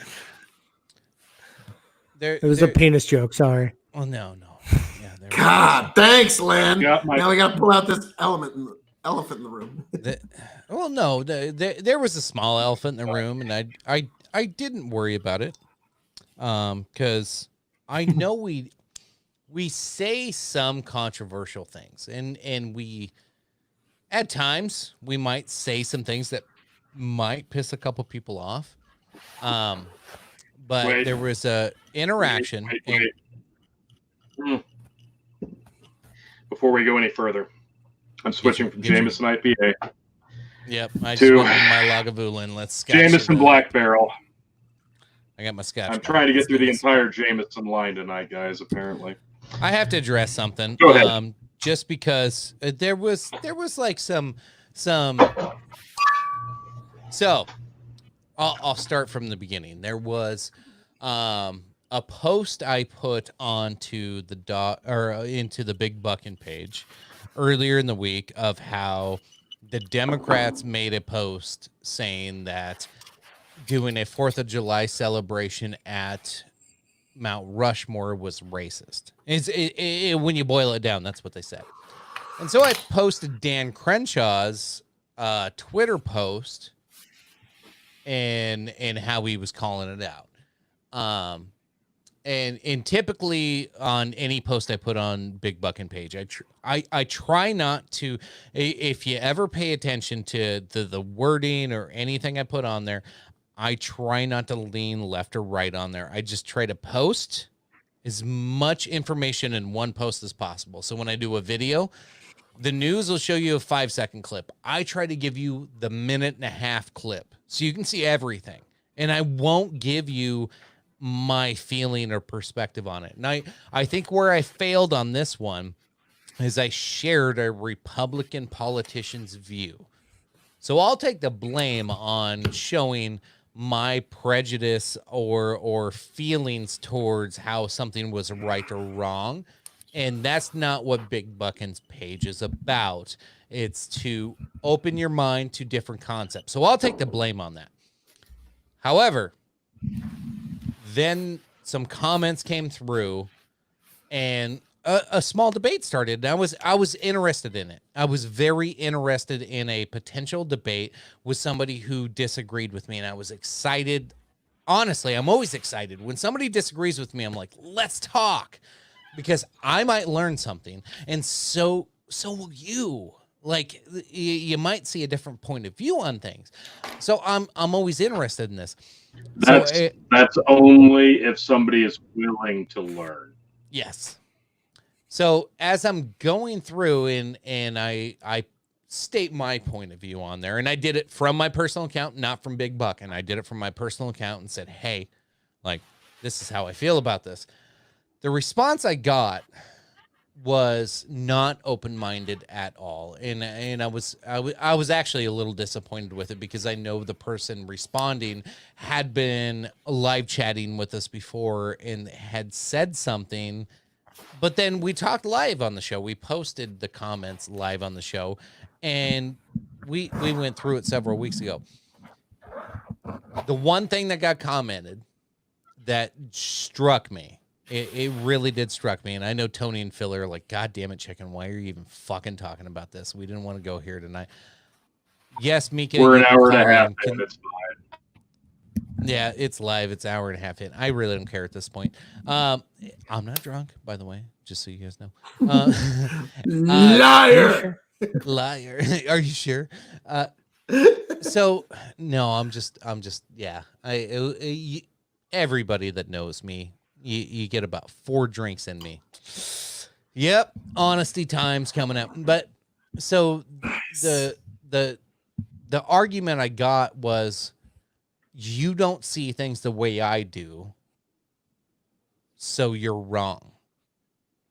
That's how I saw it. Maybe that's not how it was. That's not how it was worded. Maybe I'm straw manning that a little bit, but that's accurate.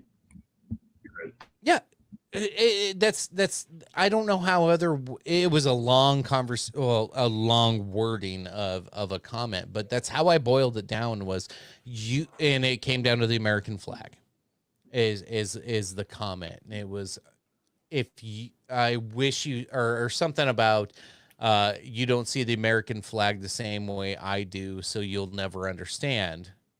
So, like, the premise of that is that I have to view it your way. You don't have to view it my way. And I think that's unfair. And it goes to each individual's background. It really does, because my view of the American flag, I got my brother on the podcast who served this country. I have, or great uncles and great grandfathers that died for this country. And so, yeah, I'm proud of this country. I'm proud of the heritage, and the racism and stuff that you see on the TV and all the shit that you're fed through the fake news media. Some of it's real. Okay, I'm not going to deny it. Sometimes there's some fucking shitty people out there. Let's be real. We all know that. But at the same time, That's not the majority of people. If you live in a shitty inner city racist fucking area, leave. It's a free country. Get the fuck out of there. If you feel oppressed where you live, you don't have to live there. You're free to do whatever the fuck you want. And you know what? You're free to comment on our page and talk shit and try to rile me up. But when you tell me I have to bend the knee and I have to see the flag your way, I'm willing to hear you out. I'm willing to hear you out and say, okay, like, how do you see the flag? But when you tell me that I'm wrong just because I don't see it your way, it's a conversation shutdown moment, and it's not productive. And I think we all need to reflect.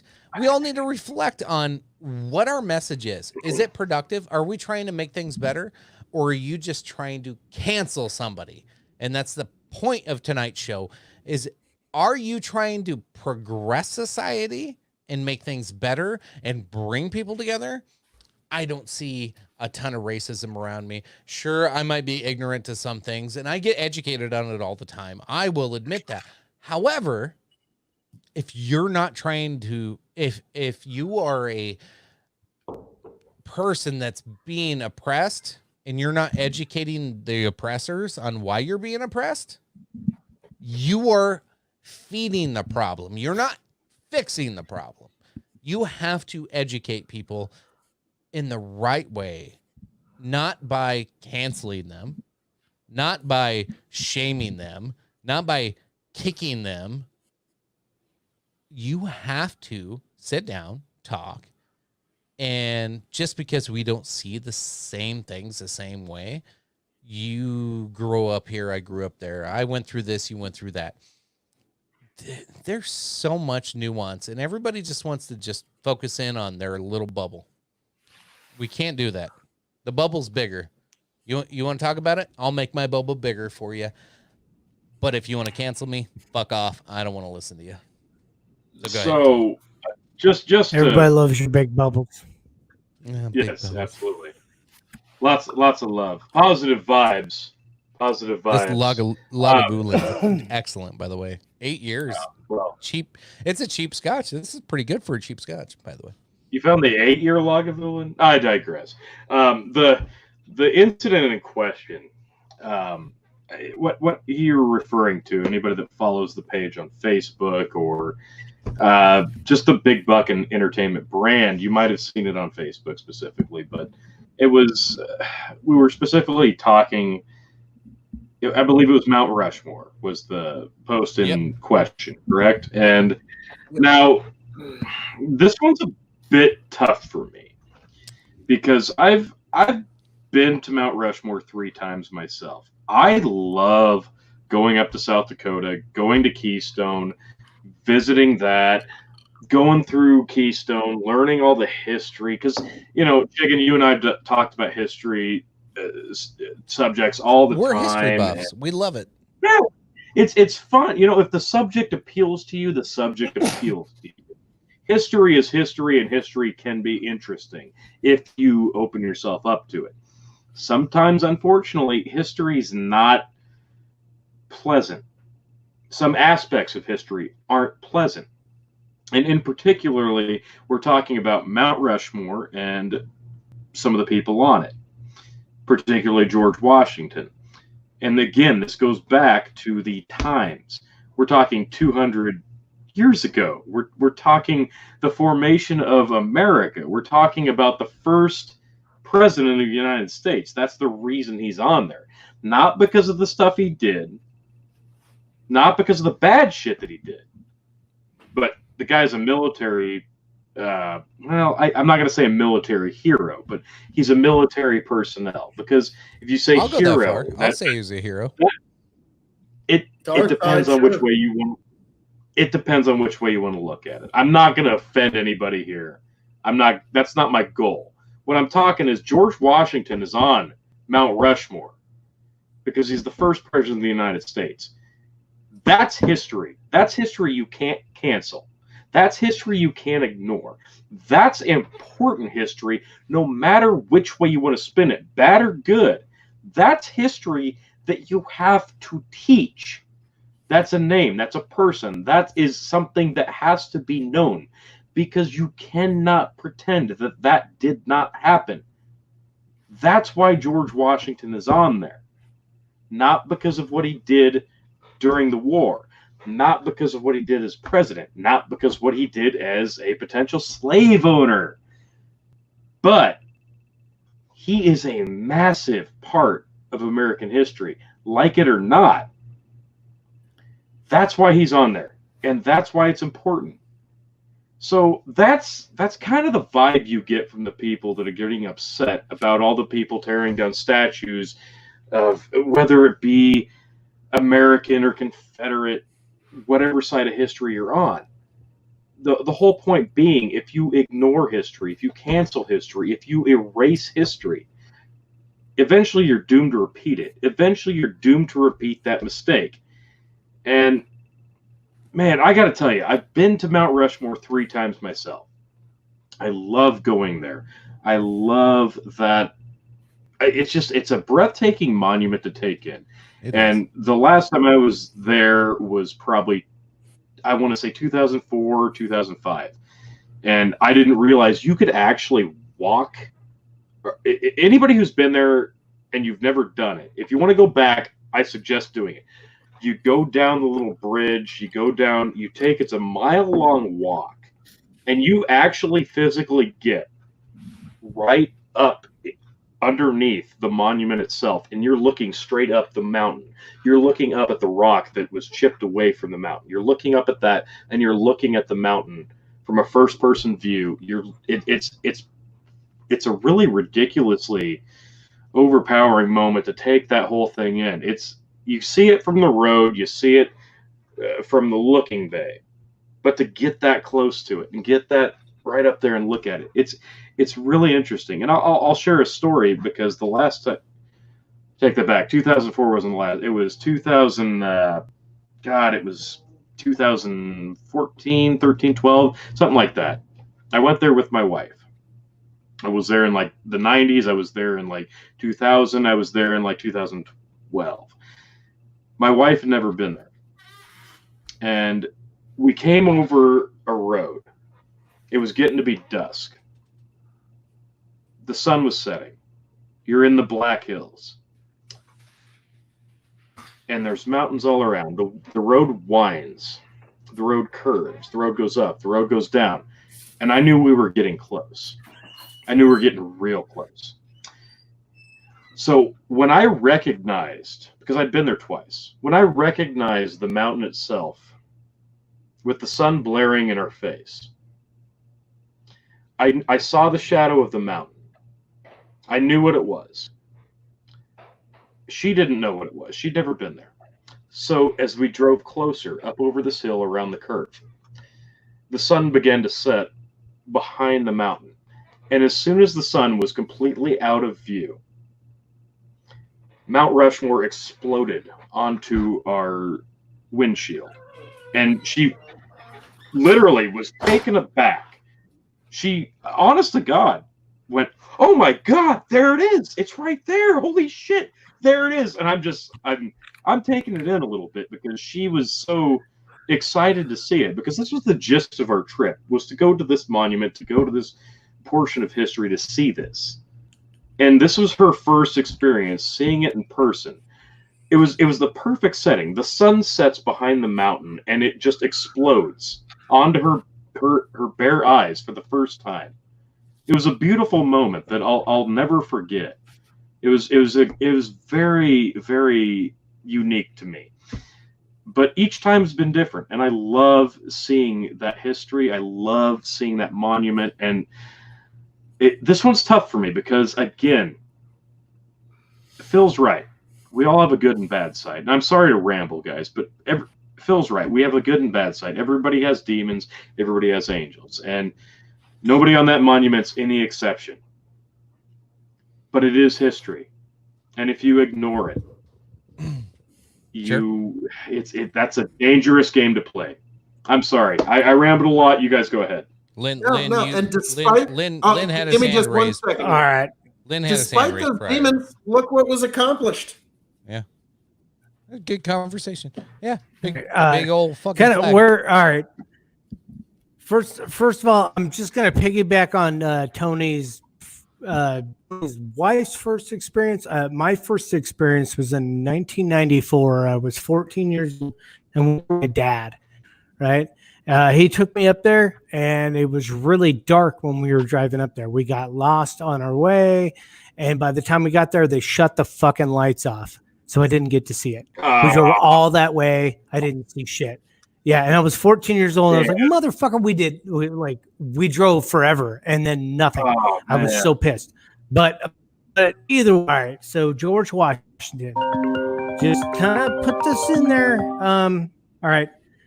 Imagine George Washington did not lead our troops to help fucking win against the British forces. And let's say, oh shit, I don't know what's going on. He's on the phone. Anyway, let's imagine George Washington did not participate and do anything that he did to require his head to be on that fucking monument. And the British forces won, and we're all drinking tea and eating crumpets and fucking still owning slaves to this day because it could have happened, you never know what kind of sin would have happened if we didn't win the Revolutionary War and we were still a fucking colony for the British. He has his credit for what he did. Yes, he was in the times everybody was doing it and not calling that right at all. But I'm just saying, if it wasn't for George Washington, we wouldn't have freed the slaves. Eventually, it happened after he helped fucking get our independence and keep us a actual country. It's like he's not a founding father for any other reason, for the fact that he helped whoop the shit out of the fucking British forces and keep us the wonderful nation that we are today. And we couldn't have the chance or opportunity to grow as a nation if it wasn't for that dude on the far left of that picture you see in front of you. So, yeah, and that's why I still give my George Washingtons to any stripper that I can and put them right in the door. All right, Phil, go for it. I know you're dying. It goes even deeper and kind of crazier than that. Like, if George Washington hadn't achieved the good elements of his life, and yes, there was bad elements of his life. We are all fallen, and his moral failings were many and quite vast. But his achievements also, like I said, look at what was achieved. 50 nifty. It's actually, and even go even deeper than that. We were the nation that brought about the transponder that made this computer possible. We were the nation that brought about the nuclear weapon, which has been the single greatest deterrent to invasion ever invented in all mankind. If it wasn't for the actions of General Washington, beyond the institutions of slavery, there's a chance that guerrilla trench warfare would still be being fought in every corner of the world today if it wasn't for the achievements of this country. So when you think of alternative timelines and alternative histories, shit gets crazy, folks. So, and like I said, if I may, I did have Carl Malone and a little bit of Tony interrupt me the last time I was trying to say it. But if you take nothing from me, folks, we are all imperfect people, and we will all make moral failings. And you had better damn well hope that the future generations forgive your moral failings that you're not even aware of right now, in the same way that we forgive the moral failings of those who came before us and achieved great things despite their moral failings. And that is something worthy of having a monument for. So, fair. George Washington, Thomas Jefferson. Even I will even I will defend. Even though Jefferson has his own failings as well, it was his brain power that gave us the Constitution. So real quick, can't be ignored. Real quick, we have our first call-in guest of Ooh. Dog and Chicken Show history. Okay, let's do that. So we got Mike on the line. Mike, can you hear me? Yeah, I can hear you. All right. So yeah, I've seen you in the chat a couple times tonight, Mike, and there was one thing specifically you wanted to bring up when we were talking about the NFL and the national anthem. And you had some thoughts about that you wanted to ask us about. Go ahead, sir. Oh no, we're good. You know, I mean, there's a lady that stood while all the other gals kneeled. She put her heart on her hand on her heart and stood for the national anthem, and they should respect that. And I feel that I'm scared that people will, outcast her as, you know what I mean, guys? So you're worried she might be canceled for being patriotic at this point? Because right. That's real. That's a real concern. I think I offer some context. Lynn, go ahead. I know the photo he's talking about.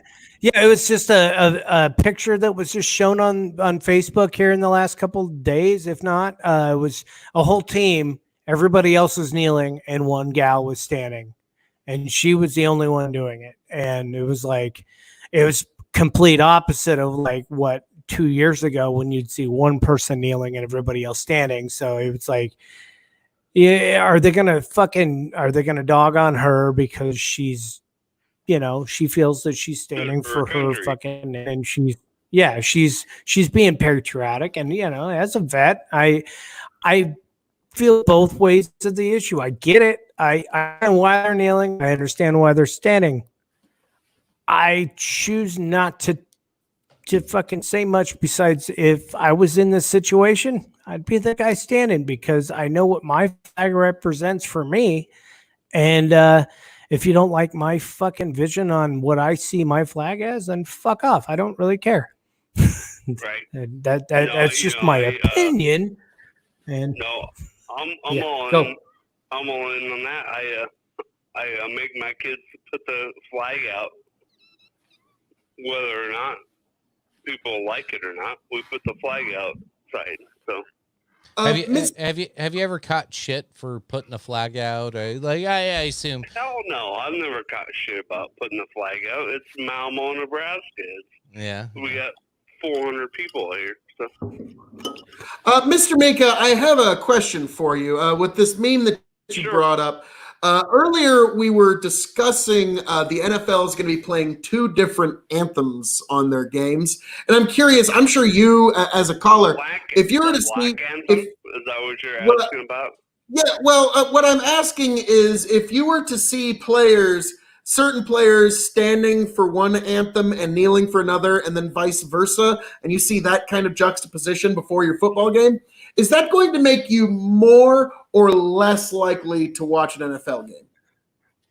I don't know. It depends who's standing or kneeling. I mean, what are you? But it won't affect it at all.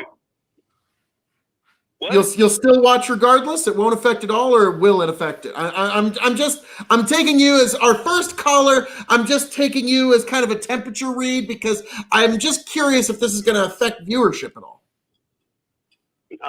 Probably not, to be honest with you. All right. Well, actually, hey, Phil, hold on. But this is considering the COVID situation has not. Oh, shit. I want to see sports. So that will. That was a dream. Right? You know what's going on here, right? Yeah, so I want to see sports. So the COVID situation will influence me more to want to see Right, Phil? You know what? You raise an excellent point there is that, I'm a guy that you can see me over at the Revolutionary Wrestling Podcast, like, share, subscribe on YouTube. And also Tony and I do MMA roundups. And so MMA and professional wrestling have more or less continued throughout this entire thing, but big team sports haven't. So I bet you guys really are chomping at the bit, really hoping that this COVID thing doesn't fuck over football season. So I guess I didn't really consider that because when I hear about these political things being interjected at the very beginning of a broadcast, the worst time you want to do it, I'm wondering if that's going to affect viewership at all. And also, one more thing, Sam, you're right, I will preach it. But yes, so thank you, sir. I'm going to take that as no. The football fans are getting a little itchy. They want their football. Hey, Mike, appreciate you calling in. It's a good thought, and it's a good conversation to have.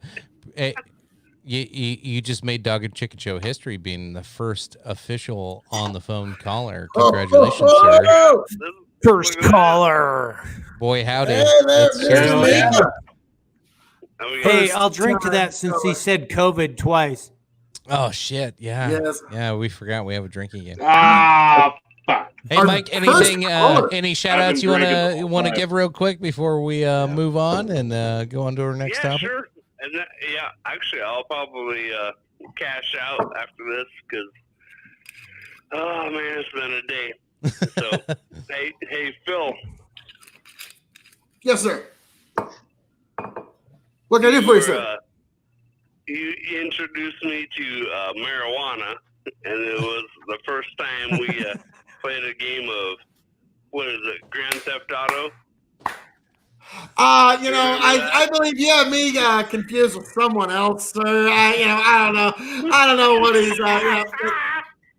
So, but we do appreciate you calling, sir. But clearly, he's had far too much to drink, and he's under a terrible misapprehension. So, but what is this mysterious sticky icky you're talking about? Well, yeah, I have no idea what he even refers to, sir. But we do appreciate you stopping by.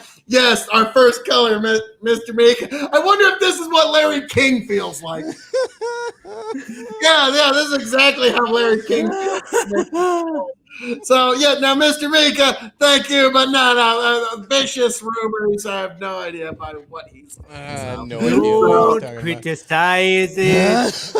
Legalize. Shit. Yeah. That's why that's our first caller. You never know what you're gonna get. First callers are like a box of chocolates. You never know what you're gonna get. So I can expand on this. I can expand on this, guys. Hang on, I got this. So here's the thing. When Phil and I lived together, Phil was such a Boy Scout. One time he came across somebody who was doing bad stuff, and he actually picked it up in his hand and he delivered it hand in mouth to a fucking cop and said, "Look, I would never want to see this in somebody's possession. This is bad. Thank you for doing your duty, and here you go." And they I think they gave him a medal. It was a good time. Yeah, yes. I mean, really. I mean, I am, despite being a devilishly handsome outlaw, which both are very true. Outlaw and the rules. I have no idea now, Mr. Miko. We do appreciate your call, but I have no idea about what he speaks of, sir. But yes, that was actually pretty damn funny. But yeah, back in the day, folks. Back in the day. All right. So, all right. Before we go further, just a second. Are we ready for the last topic? Or you got something? Well, no, we're. What do you got, T? Topic. No, I was. Hang on. All right, fine. Yeah. Oh, you getting into your again, folks? If you ever want to call in and have a conversation with us, oh shit, that was our first one. Yeah, it's good times. That was a fun call. Some good conversation there. just shoot us a message on Big Bucket Entertainment. You can hit us up on our Facebook page, or honestly, it's a little harder through YouTube. If you go to facebook.com/BigBuckin, you can do a Facebook Messenger. It goes right to my phone. I can call you straight from there, and I can patch you straight in, and hook you up to the live feed, and you can hear all of us chatting. That worked actually swimmingly. Outside of the context of the conversation, but like at least we know the technology works. Thank you, Mr. Mika. Yes, he is Legalize it, yeah. Oh, so folks, that was Chicken. What is the final? Tony, what did you have before we get into the final topic? Well, we're 2 hours. We're here in about 15 seconds exactly. We're going to be 2 hours into the broadcast. I have done the Jameson, the Stout, the IPA, the Black Barrel. I did not, because that's not acceptable yet. So, Dr. Smokey. and now we're 2 hours in. So, Jesus. What the fuck? Legalize it, yeah. At this point, this is a shit show. This is great. So, anywho, we're trying to salvage the rest of this the best we can. Right. Take us away. Yeah. Anywho, I just finished off my glass of Black Barrel. Had the Jameson, the Stout, the IPA, the Black Barrel. And since my birthday was yesterday, I am going to dip in to the private stock. Chicken's laughing in the background, but a little bit of the good stuff. The Jameson 18. Ooh, baby. Let me tell you, anybody listening, watching, if you like Irish whiskey, and you like the smoothest Irish whiskey you'll ever taste, the Jameson IPA, it's pretty good. The Black Barrel's not bad. The regular's a standard. The Stout's okay. This guy right here, the 18. The smell's not probably your taste, as Phil's attested to, but golly, the taste. In my Jameson glass, there it is. Neat. Oh, beautiful. 18 years. And look at that. It's the first time Tony's had an 18-year-old in his mouth in fucking quite a while. Oh, wow. I like it. Not going to caption that. Shit. Final cancel culture topics of the night. Let's start wrapping this bitch up. We're 2 hours in. All right. We talked about celebrities being banned. We saw all kinds of shit being removed.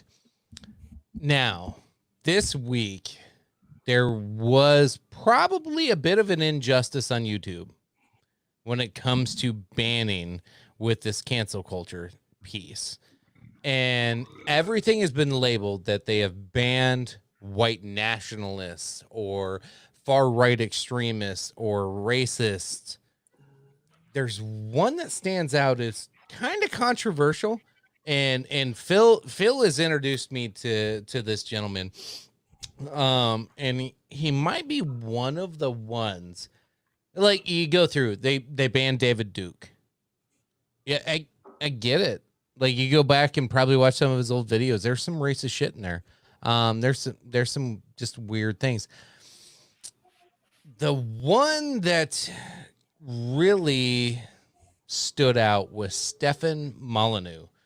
Was officially banned, and most people don't know who this is. He's known as a far-right YouTuber. He was born in Europe, moved around a little bit, grew up in Canada, but he does have very right-leaning thoughts. Now, Phil, I'm not sticking up for YouTube here, but he did have a few videos that were kind of like cringe. Like if I cringe, I'm pretty middle of the road, but I kind of lean Republican. And if I kind of cringe of like, I don't know if that was a good fucking video to do. I get why the left was just like, cancel it. Describe your cringe. What did he say that made you cringe? So he didn't do anything that was obliterate or extensive racist. He tried to, as Tom Pinion's in the chat, Tom would say straw man some things. I call it more of conflate things or maybe make assumptions that may not always be relevant. It's just more of opinion talk. But my defense of him at that point is that is no different than CNN. So he gets banned from YouTube. He never incited violence and from anything that I seen or found or any accusations he has was never pro-racism. He would break down scientific, psychological thoughts of how racism works and how the psychology works and how all of this shit ties in. Sure, he had a right-leaning view on it that kind of pushed a narrative, but I don't see how it's different than CNN. So I don't think he should be banned. Changed my mind. I'm going to agree with that entirely. I was really bummed out to hear about this. I've been listening to Molyneux for a long time, and the man is, in my opinion, a rare intellectual treasure that 200 years from now people will be quoting. But really, he was effective and he was persuasive, and that's why he had to be suppressed. Now, when you said he was right wing, it's like his views were very out there for anybody of the political persuasion. He was an anarcho-capitalist, which means he believed in no state and like a complete free market. So his views would be really hard to conceptualize for a lot of people. But when Trump got elected, that's when his rhetoric did make a shift. And I think that's why he had to be suppressed. There's not one single thing that he said that you will be able to pinpoint of, there he is. That's the evil deed. That's the bad thing he did. That's worthy of banning.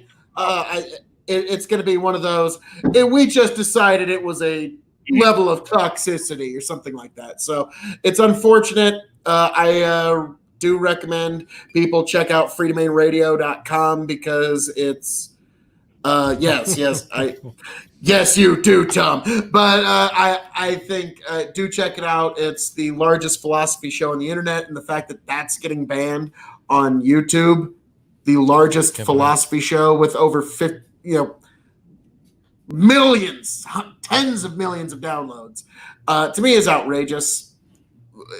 Again, the only reason he's being suppressed is because he is effective.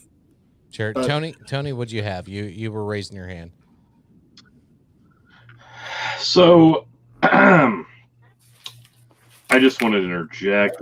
I'm not even interjecting. I just wanted to, for those of you not familiar with Stephen Molyneux, if you type his name into Google, I shit you not, this is what comes up. A picture of him, his name, Stephen Basil Molyneux. Molyneux is a Canadian far-right white nationalist podcaster and former YouTuber who is known for his promotion of conspiracy theories, scientific racism, eugenics, and white supremacist views. Molyneux describes himself as an anarcho-capitalist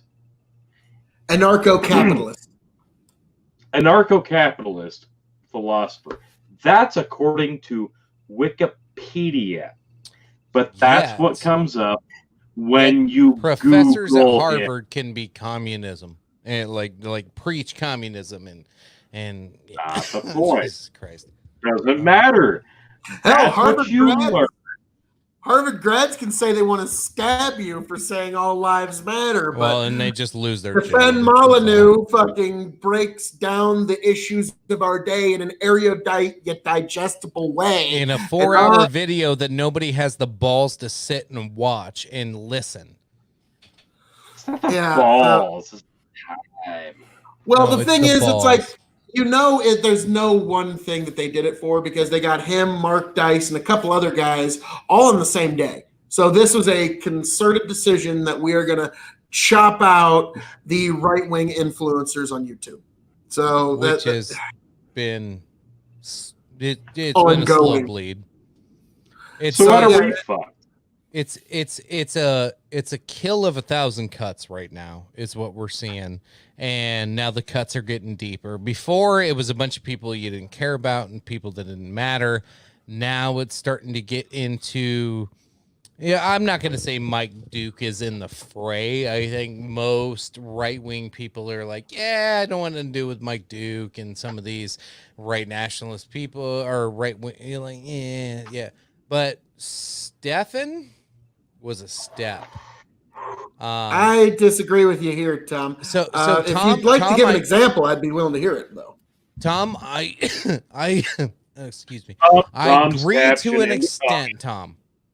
Hey, Tom, God, for those listening, not viewing, those listening, not viewing, Tom of Tomfoolery says, thanks, guys, but screw Stefan. He spread too much fake news and revisionist history. Go ahead, So- guys. I agree. I agree to a small extent on the fake news, because so it's just like any other podcast news organization, YouTube channel. You conflate, you like build up a narrative, you try to get subscribers. So he's guilty of that, just like we are, just like anybody else trying to find viewers is guilty of. Now, did I always agree with his views and methods? Now, the one thing, like, there were some videos that he would have were kind of cringy, and I'm like, dude, where did you get those sources? And I would look it up, and yeah, he got those sources from probably some shady places. So at worst, I would give him a D- in research when he was doing some of his videos. Some of his videos were amazing, spot on, and eye-opening.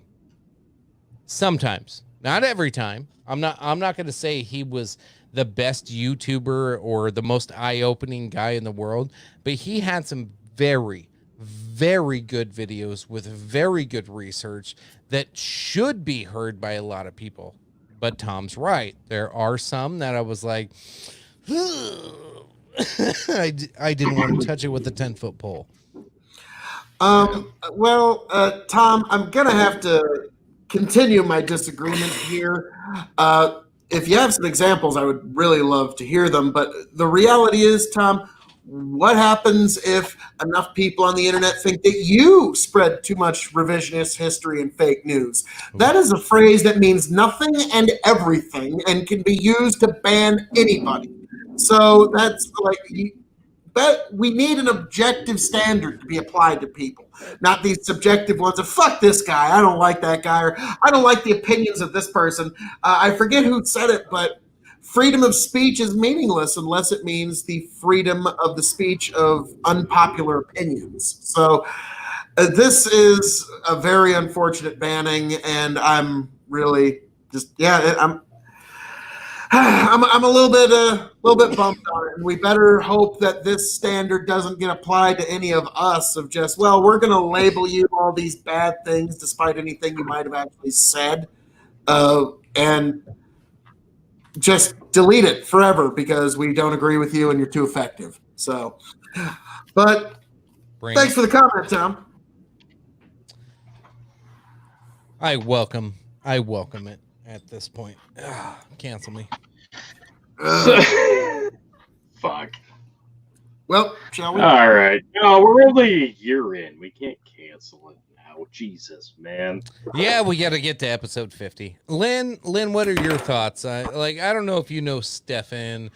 But like, what's your thoughts on YouTube and Facebook fucking deleting shit, removing shit? Like you're a hardcore fucking red, white, and blue fucking American like me. Like, what are your thoughts on all this? Who's funding YouTube now? Google. Question. Google. All right. Who's funding Google? Advertisers. Yeah. And majority of the advertisers are funded by people who buy stupid shit. Where I'm getting at is follow the fucking money. Where is it gonna go? It's gonna go to trying to get people to follow a certain ideology based off of fucking one political fucking way or the other, and that's kind of where it's getting at. And it's which political party is funding enough to get people to fucking censor fucking anything online? It's your digital version of burning books, in my opinion. I don't want to like give the or compare because that's a pretty fucking wrong thing to do. It's digital book burning, in my opinion.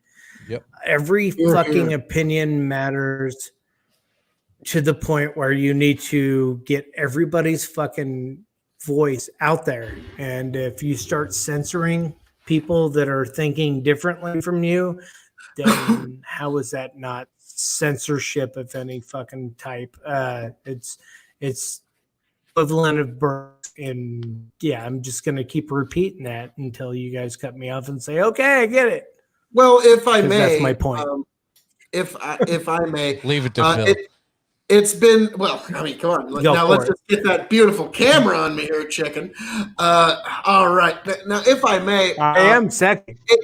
It has been said, I forget by who, but it needs to be repeated here, that if all of society believed in the truth and beauty or elegance of one proposition of another, regardless of what it was, if everyone in the world agreed except on something except one person, then that one heretic must be heard. That one person's opinion must be given extra protection because we can still benefit from their heretical or different opinion.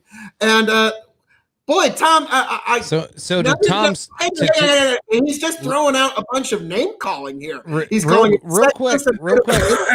Did I not say that this is no different than CNN? Did I not bring this up?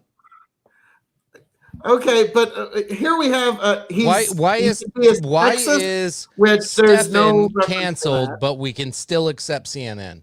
Is this any different, Tom?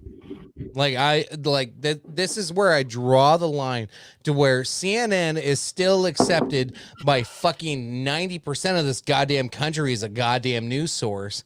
But Stefan, who does the exact goddamn same thing CNN does, but just does it to the other direction and has a way smaller following and doesn't have all the funding that he does because it's a differing opinion. Because it doesn't follow a narrative that they want to fucking control. That's the problem. When you shut down free speech on YouTube, no matter what your side, what your politics are, sure, I get it. I don't want to hear about, some racist dude or some sexist dude. Yeah, that's probably not generally followed in this country. But shutting any of it down, left, right, middle, center, fucking out in fucking outer space. Anytime you shut down people's opinions, misstated facts, whatever, not only do you stop yourself from being able to expose them to that bullshit, but it stops every conversation and it narrows the conversation to only what certain powerful groups want you to talk about. And what do you say on the news today? It's not shit anybody wants to talk about. That's not the real problem. You look in most countries right now. You look in most cities right now. You look across the fucking country right now. Most people agree on a lot of things. For example, Let me hate give it. my analogy of digital book burning. Is that No, not that's exactly what's going on? it. That's exactly what's going on. Now, hate me real quick. This is gonna piss some people off. The statues being torn down. There's statues being torn down that had votes within the last 18 months. Citizens in those communities voted to keep the statues up because they felt they were important for historical monuments and to teach their kids history. Some of them have no racial connotations at all. People voted to keep them up. The residents of those cities, communities voted to keep them up. That's democracy, right? Now they're tearing them down, but not by rioters, but by executive order to avoid rioters. What the fuck are we doing right now? The people have spoken. The people have voted. And an executive is taking shit down. Like, we are dangerously close in a lot of parts of this country of crossing a fucking line to where people will not come back from. I'm fucking scared to death. If people do not get their shit together, and that, honestly, that's why I was not shy tonight on the show. Like, prior to the show, we had a little bit of sidebar conversation. Lynn, you weren't involved in it, but I'm not shy on the show. I'm not going to stand down. I'm not going to be a bitch. I'm not going to bend my fucking knee. I'm going to put my fucking hand down. I'm going to tell you to fuck off. I'm standing up for what I believe in. Take my fucking job, cancel me. You fucking do what you want to me. I don't give a fuck. I will not bend the fucking knee. I'm done. And it's not even happening here. I just see it across the country. When it comes here, Jesus Christ, bring it here. Jesus. I'm fucking tired of it. It's so stupid. This whole thing's stupid. It's intellectually fucking retarded. Yes, I said the hard R on the R word. No, fuck. You shouldn't say retarded. I just got canceled because I said retarded. You both said it. Stop it. But Stop it. But now I just wanted to I'll see you tonight. I did want in my head movies. All right, we'll get there. I promise. I did want to highlight one of Tom's comments he just said is kind of one of the now nothing against you, sir, but it is indicative of one of the problems that we have in modern political discourse.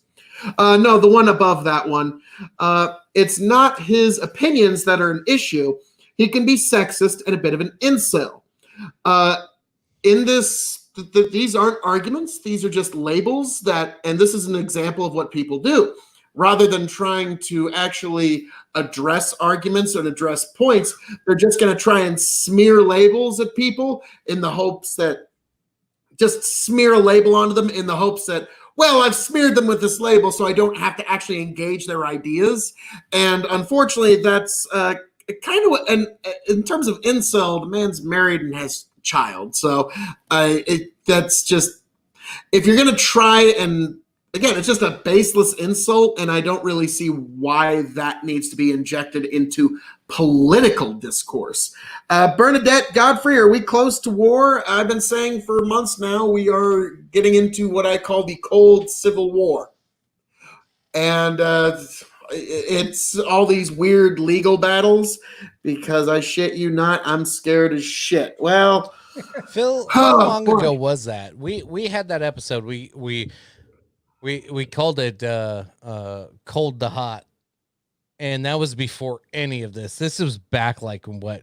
This is almost a year ago. I think it was August last year. We said from cold to hot. We saw this coming. We're talking probably, I want to say August, because correct me if I'm wrong, but it was around the time of the original Democratic caucuses, was it not? Yeah, I think so. Yeah. There you go. The Hawkeye cockeye. That And here we are a year later, and thank God the front runner is here.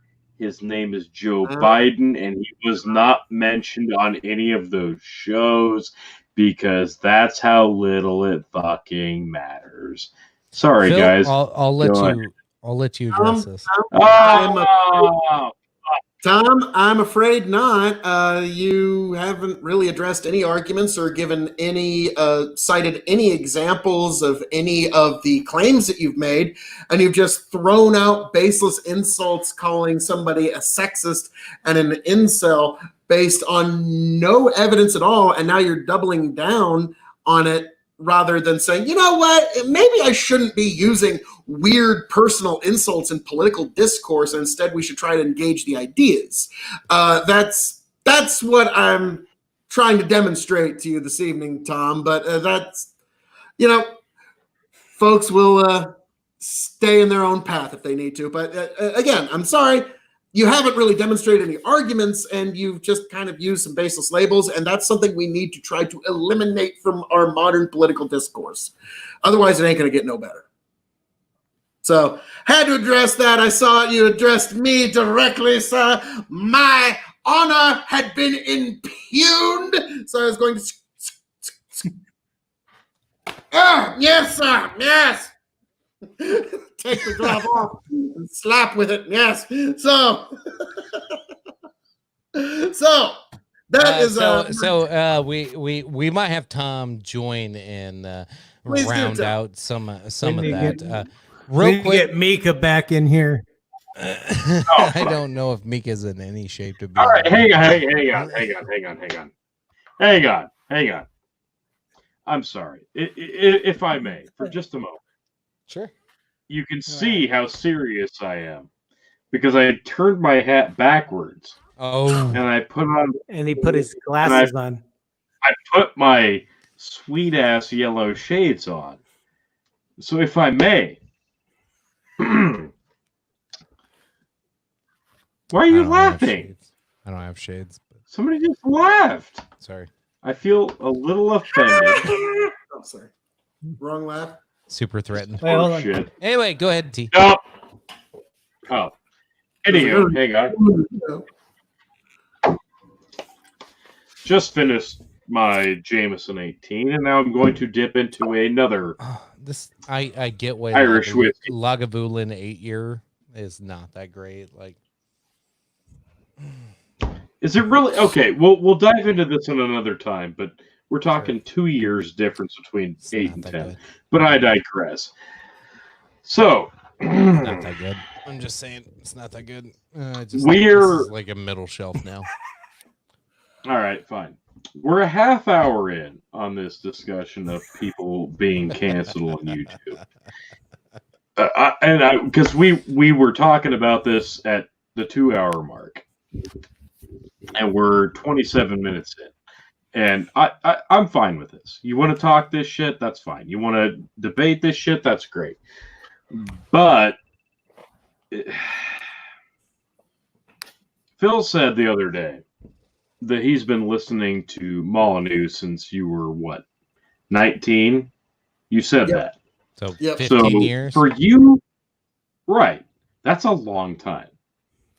And when I brought this up the first time, when I Google searched his name and I explained what you get, let me reiterate this. One time. Molyneux. Literally, all I typed in was M-O-L. This is what comes up. Again, Stephen Basil Molyneux, Canadian far-right white nationalist podcaster and former YouTuber. There you go. Former YouTuber. The Canadian who his is name known and for, former YouTuber is correct, and that's about it out of that sentence. who is known for his promotion of conspiracy theories, scientific racism, eugenics, and white supremacist views. That's 0 for 4, actually. I've been listening to him for years, and that's 0 for 4. So No. So, all right. Now, hang on. Let me reiterate this. Here at the Dog and Chicken Show, believe it or not, and I guarantee most people believe not, we do try to keep a very centered approach, not left, not right. And again, with the interaction on the comments and the interaction with the fans, we try to keep it pretty down the middle. And there's really not anybody better than me to be that person, because as we proved here just a few weeks ago, I'm as down the middle as it gets. Phil's pissed about it, but that's fine because he's a far right wing conspirator, and that's what Phil does, and that's okay. That's fine. That's what Phil does. But no, He'll do what he do. Phil, we're all about giving everybody a fair shake, and that's the entire reasoning that Chicken brought up earlier. The entire debacle about the Mount Rushmore conflict, the blackface problem in 2020, the cancel culture, it's an ongoing thing. And it doesn't matter how you look at it, because it's not going to get better from here. It's going to get worse from here.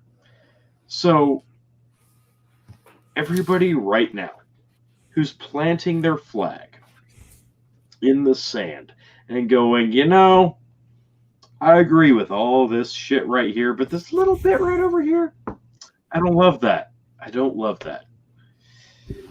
I'm sorry. In 5 years, we're all fucked, because the cancel culture's not going away. Either we adapt with it, or you go, you know what? Let's just stand our ground. Let's just stand our ground and see how this shit shakes the fuck out. Me, right now, I'm like, fuck, man.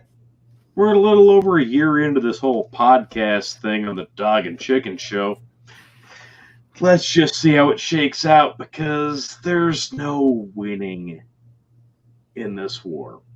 Chicken, I'd throw my phone again, but I don't think it would. I don't think it would help. Go ahead, man. If you're gonna bring it back to Phil, the moneymaker, the main star of the show here. I what do you got? Whoa! Hey, look at me. Cool. Hey, We got guess what I jazz got? musician Lynn. I got fucking sunglasses on. I got my hat backwards. I'm fucking ready to speak fucking nonsense. All right. You look and like then it went right back to jazz fucking Tony after that shit, because apparently Chicken's missing from the sauce. Where I'm getting at is a lot of motherfuckers in this world were really fucking mad at Metallica in 3 or 4 when they came out with the fucking Load album and they cut their fucking hair. Yeah, it has nothing to do with our conversations tonight, but you know what? I digress. I'm just going to go ahead and talk about how these motherfuckers are all bitching about Metallica for cutting their fucking hair. And you know what they did? They put out the fucking best goddamn album ever fucking known to man. And then they went out and fucking did it again. And they came out with Reload just like a year later, and they fucking smashed that shit. And they had fucking still cut their hair, and they're still fucking short, and everybody's still bitching because goddamn Metallica cut their hair and they started playing music that mattered. And you know what? Listen to Load, listen to Reload all the way the fucking through, and you would fucking appreciate that shit. It has nothing to do with tonight's topic, but I'm hijacking this shit just to get more appreciation for the kids out there that love Metallica. And you know what? I love Metallica, and I'm gonna fucking hijack this shit just to get appreciation for Load and Reload is though one of the 2 best goddamn Metallica albums ever known to man. Thank you very much. I yield my time to Phil. I need to point out that Tony on his review on the block reference you want to get in with. Jesus Christ. On Tony's review of Metallica's Blackened, he missed, and I was listening to it yesterday. I was driving home from Rapid City, and he's like naming off all of the songs and like what album they're off of, and he's like Fade to Black, and I'm like, okay, that's track number 4 on Ride the Lightning, and he goes Black Album, exactly. and I was like, what the fuck? I was so ashamed of you. Wait.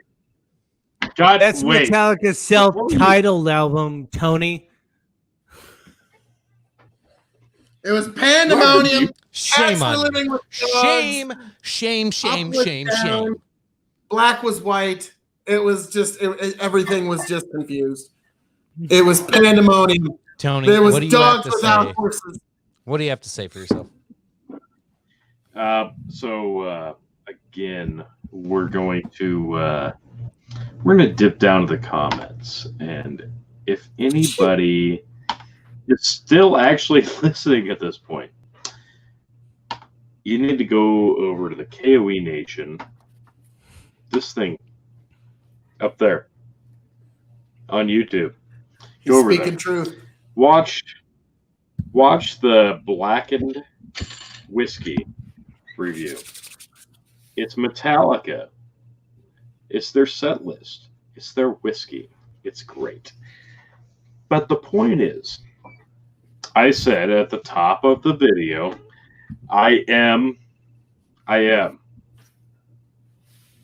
not as good as I used to be. I'm not as good as I used to be.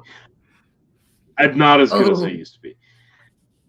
And if you watch the video in full, I say, wait, hang on. I was wrong. I know I was wrong. I correct myself. We move on. Not enough. We review the whiskey. Because fuck you. You don't know shit. Yeah, whatever. One of the best songs ever. And I immediately knew what the fuck I said was wrong, and I corrected it. But that's right. You weren't in the video. I'm canceling you because you know what? I have you on video fucking up something so important. I'll just watch this shit. I'll just cancel. Oh, he just canceled himself. What? Tony just canceled himself. This is all right. Tony's just canceling everything right now. So Tom has joined us. What's up, Tom, welcome to the show. Appreciate you having me. All right. Yeah. We've kind of lost control. The show was canceled, but now we're back with a vengeance. Back Before anybody says anything, I gotta ask Tom something. Tony back. We got. All right. I'm straight up asking Tom a question before. All right. I'm holding off. Ask your question, Tom, and then we'll slowly bring back in because nobody's sober enough to keep shit together at this point. First off, Tom, I've got my hat backwards and I got my sunglasses on for a reason because we started talking Metallica, and I'm gonna fucking ask you. And Tom, you better not let me down here, buddy. What is your favorite Metallica album and why?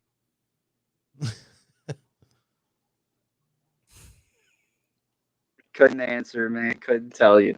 Jesus Couldn't Christ. even name an album from Metallica. God damn it, Tom. I don't like you now.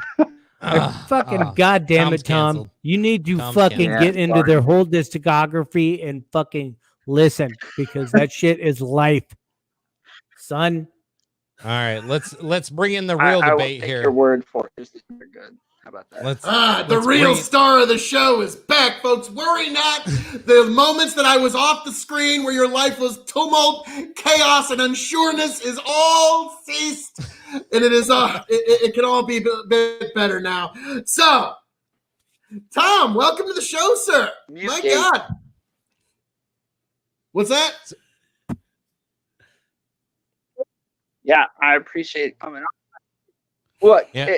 just to respond real quick to what it is that you were saying, it would be a little hard to just lay this out very simply and say, hey, look, here's my article that shows where it was where, they were showing some things that he said to a reporter. Here's some tweets where he said stuff. Here's a video where he says kind of racist stuff, and here's where he's at a incel convention talking to a bunch of people over here. Well, it wouldn't be that easy to do it. But I can tell you one thing. I have a new series coming out called Why I Left the Right, where I'm mainly just talking about why I don't like the consensus on the right currently. And I am going one by one on numerous pundits, and Stefan Molyneux is on there because these are all the right-wing pundits that I'm a fan of, like Ben Shapiro and Candace Owens and all of them. And so, yeah, go ahead. And where would you be able to see these videos when they drop? So they will be on YouTube. YouTube on the Tomfoolery page on YouTube?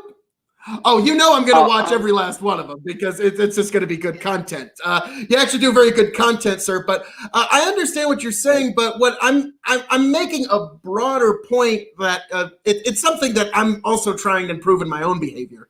In that we're smearing labels too readily on our political opponents rather than trying to address their ideas. And so I understand what you mean there, but I think that this is a time to try and address the ideas. Now, if he's talking to incels, I don't know if that necessarily makes him an incel. So that's just that is kind of in my opinion, baseless. And, sexist, anybody. Like, let's hope you and I don't ever get measured by these types of, goddamn. I mean, let's hope these standards don't get applied to us, because the minute that the mob starts to paint a label on you, it's very hard to get it off. I mean, Tony even demonstrated earlier. But now I'm looking forward to your Molyneux video. I will be watching it. We'll probably even review it here on the Dog and Chicken Show. So, but I understand. But so you left the right. So where would you say politically you would sit? Like, are you kind of centrist with Tony, or like what are you looking at this moment? Yeah, sir? Actually, so I already started this series with one video called Why I Left the Right. It's a bit of a feature-length film, almost 2 hours long, where I just randomly click on right-wing videos and then find lies in them. And it's that easy, where it's just so rampant on the right with right-wing pundits. I'm still a right-winger by beliefs and by my axioms. Still believe in liberty and my overall right to be above equality. And so that's what makes you a right-winger. And so I'm still a right-winger at heart.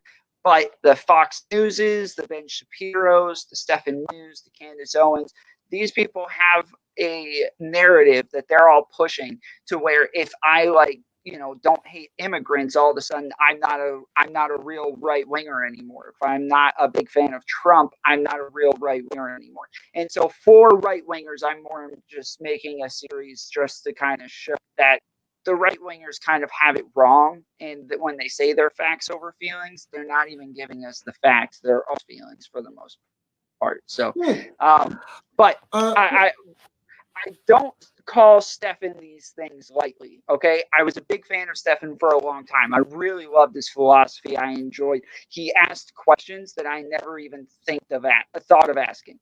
So I really enjoyed him for a long time. It was over time where I started to realize, especially when he debated people, where he would just become so exposed. Like, he just debated a guy named Vosh recently, where he just looks so exposed, and he ends up in the debate because he can't handle it anymore. Like, it went right away to where I thought Stefan's a horrible person. No, I love Stefan Molyneux for a long time. And Ben Shapiro was probably my biggest hero. Like, I loved these guys for so long. So I don't lightly put labels on these guys if I don't truly think they're accurate. I agree that people put labels on people way too easily, and they just throw them out there unnecessarily where they're not able to show proof. I don't think the labels that I'm giving you is really easy to show proof unless we're going to like dive into it for an hour here. But I think that that is kind of what if I may for a moment. Well, that's what if to me it should be, you know, pretty ABC, fairly simple to say, well, if he is sexist or if he's an incel or if he's whatever, it should be very, very simple to be able to come up with an actual definitive. Sorry, there's people just going off in my Facebook in my ear all the time. It should be very easy to actually be able to quantify these claims. And so that's why I'm saying in our political climate, we do need to turn the temperature down just a little bit. And one of the ways to do that is to not immediately try to smear people with labels. Like you and I mean, we're having a very good conversation. I imagine we're there we go. They finally got the hint. And I imagine you and I have very different opinions on very many things, but you and I can still disagree without being disagreeable. Like, for example, I have been a fan of Molyneux for a very, very long time, and I just don't agree with these labels at all. And Leonard Skinner, could you please stop that? I'm just in my ear every 3 fucking seconds. And it's very hard to interact with you because I've been looking forward to this debate for a while. Yeah, thanks, guys. Yeah, that was every 8 fucking seconds. You love that shit. Shut up. So, anyways, no, really don't. So, anywho, I am looking forward to your series. No, I generally would go to Free Domain Radio or on YouTube, and he would post his tweets on YouTube, and I just see it through there. I don't follow Twitter because it's a fucking cesspit of fucking it's the worst of people. It's their worst possible elements come to light. So agree. So, that's why I just avoid it altogether. So with the debate we have right here, so it was Tom saying that. And Tom, correct me if I'm wrong here, Stefan should not be defended on being canceled from YouTube. Am I right or wrong on your stance there? No. So my initial comment was screw Stefan. So my opinion on platforming is that we should not platform bad actors and bad faith actors. So somebody who purposefully gives fake news or purposefully gives wrong information and does it over and over and over to where they've gotten their warnings, they've gotten, a suspension for a while and things like that, that those people don't deserve a platform anymore. And you and I, we've talked about this on here before, where we talked about how we waited to come out with information on some of the shootings and the police violence and stuff like that because we didn't have all the information, and we want to be responsible with our platforms. But Stefan Molyneux is somebody with a massive platform, and I don't think he's responsible with it. And he goes against very concrete scientific evidence and information that we should all like easily accept, yet he doesn't accept it. Such as? So real quick, Phil, before you interject there, my argument with you, Phil, or with Tom would be he is obviously in, I don't want to say he's a provocateur. He kind of is, but he's an opinion-based person who takes all these facts and then bases an opinion. Mm-hmm. And so for YouTube to take, any one of us could do a channel, and if people like our opinions and we take, okay, here's all these scientific facts, stats, data, and then here's how I extrapolate them into an opinion and how I really think that's most of what Stefan does. And I'm not going to lie, this goes back to my original argument. How is CNN different? And what, if you're going to ban Stefan, how can you not ban CNN?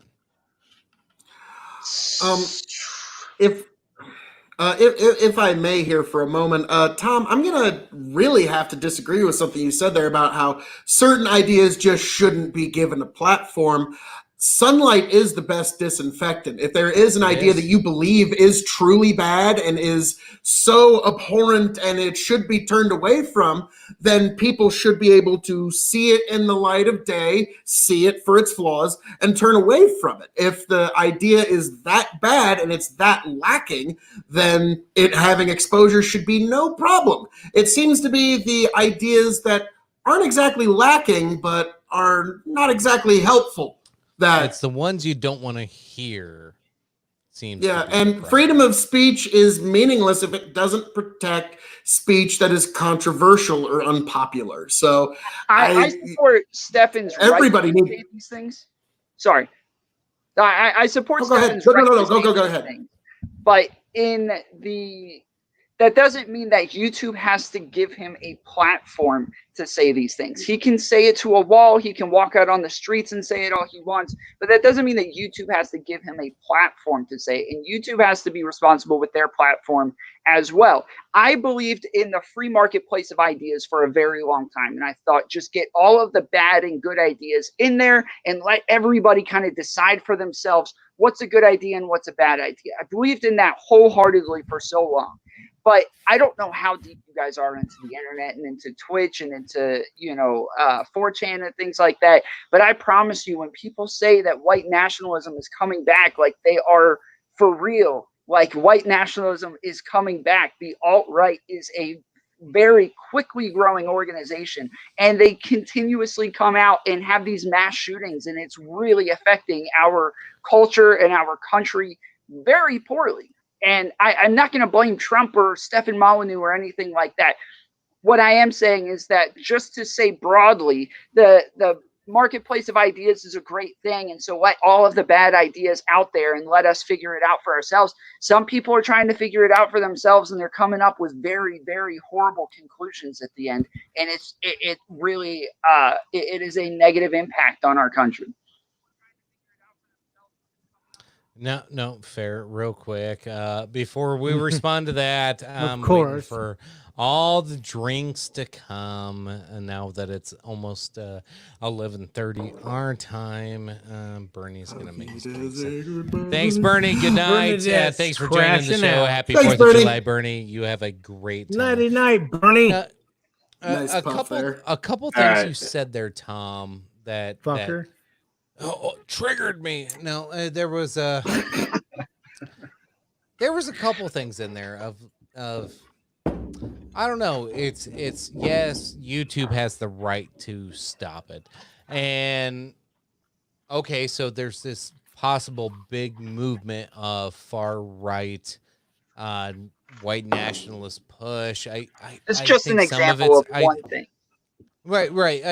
I think some of it's conflated, in just like the far left's conflated. Like it goes both ways. You know this as well as I do. Bottle kill. But Bottle is dead. Every reaction has an equal and opposite reaction. So this has been. I think Tony and I had an episode about this. I think it's like 8 months ago. Of watch your fucking rhetoric, people, because if you push too hard, you're gonna get pushed against. And what are you doing, Tony? This is what happens when I give Tony control of the microphone or of the everything. But whatever.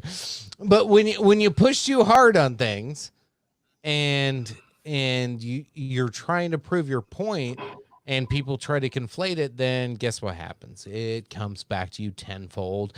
And this is my biggest goddamn fear. And I think you've heard several people talking about this. If you really listen to podcasts or any IDW types or even, just anybody who's got a fucking brain is going, okay, we seen this right Republican push to protest and open the country, and it was soft. It was innocent. It was I want to open my hair salon. Now we've seen this massive left push, and it was like, holy shit, you took over a 6 block radius of a fucking major American city. That just got taken down. What's the next right push gonna be? And this worries me because when's it stop? It's an election year. It won't stop. This is gonna get bad, and we can debate how that's gonna affect the reelection, elections and whatnot, and you can go into Trump or Biden and all that shit. But like honestly, what's this do to regular citizens at this point? Because this to me has been the most contentious time to where people who don't give a fuck about politics have to pick a side. You don't get to not pick a side right now. You know, back in 2004, if I didn't want to vote, nobody cared. 2008, nobody cared. 2012, 16, 20, most people didn't care. But right now, if you don't pick a side, you're either a bigot, a racist. Like, this is so bad right now. I mean, you were sexist in 2016 as well. Not as bad as it is today, though. Here's the thing, like it's like vast elements of the left believe that they're going to be able to shame and verbal jujitsu people into like voting the way they want. I mean, the ballot box is private, so I think in November we're going to see very shocking results. Actually, that's my prediction because mail-in voting. Oh God, I hope not. I hope not, because it gives the Democrats a chance to cheat. Oh, allegedly. Oops. But yeah, that's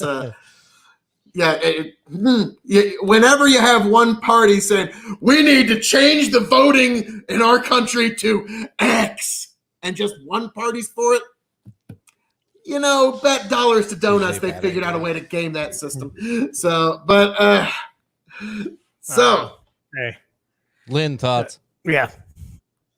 All right. I'm just gonna kind of throw a little monkey wrench into the middle of this, and please do. what I've been seeing social media wise is people posting about Joe Jorgensen and the third party candidate for the Libertarians, and pointing out all the shit on the left and the shit on the right, and how they're all fucking just completely out of whack. And hey, look at my magical candidate in the Libertarian Party who's for this and that, and you guys are fucking retards for not fucking picking my guy or my gal.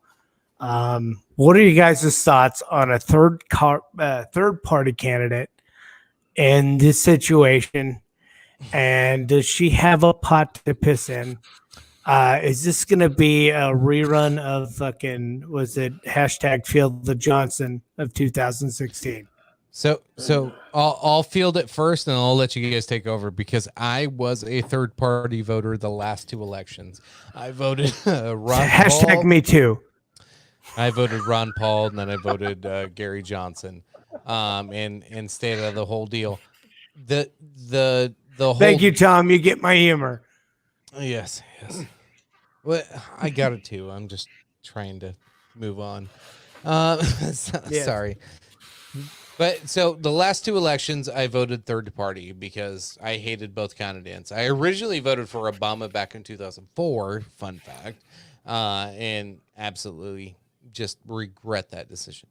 However, so I went third party both times. This time, third party I have no fucking interest. I want a third party. I want a good third party. I wish there was a Gary Johnson. I wish there was a Ron Paul. Joe? The best chance Joe has at votes is he has the same first name as the Democratic nominee. That's it. She. Oh, it's a she. Oh. See, tells you how much I know. You get my point? Nobody fucking knows or cares. And the only votes that are going to come are Joe. Yep, sure. I'll pencil in Joe. I think it's going to hurt Biden more than anything, just because of the name, Rick. Well, the name. I'm assuming she's even on all 50 ballots. I don't know. Yeah. So where I'm getting on my Facebook feed is people that are sharing shit. It says if you vote for a third party candidate, you're voting for a Republican, and if you vote for a third party candidate, you're voting for a Democrat, and they're standing upon these things of like, hey, look at me, you're all a bunch of shits heads, you don't know what you're talking about, fucking third party candidate's gonna fucking have a chance this year, blah blah blah. And it as a libertarian type person, I'm all about like getting enough votes in the libertarian fucking party to get them to show up at 4 years from now into a debate so they can actually get into the party. So you get enough libertarian votes in there, you will be able to establish some kind of change.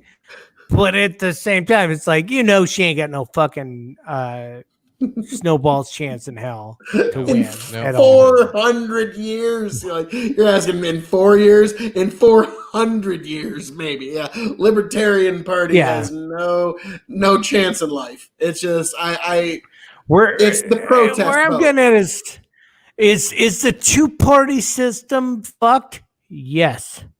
Oh, it's terrible. Can we fix it? No.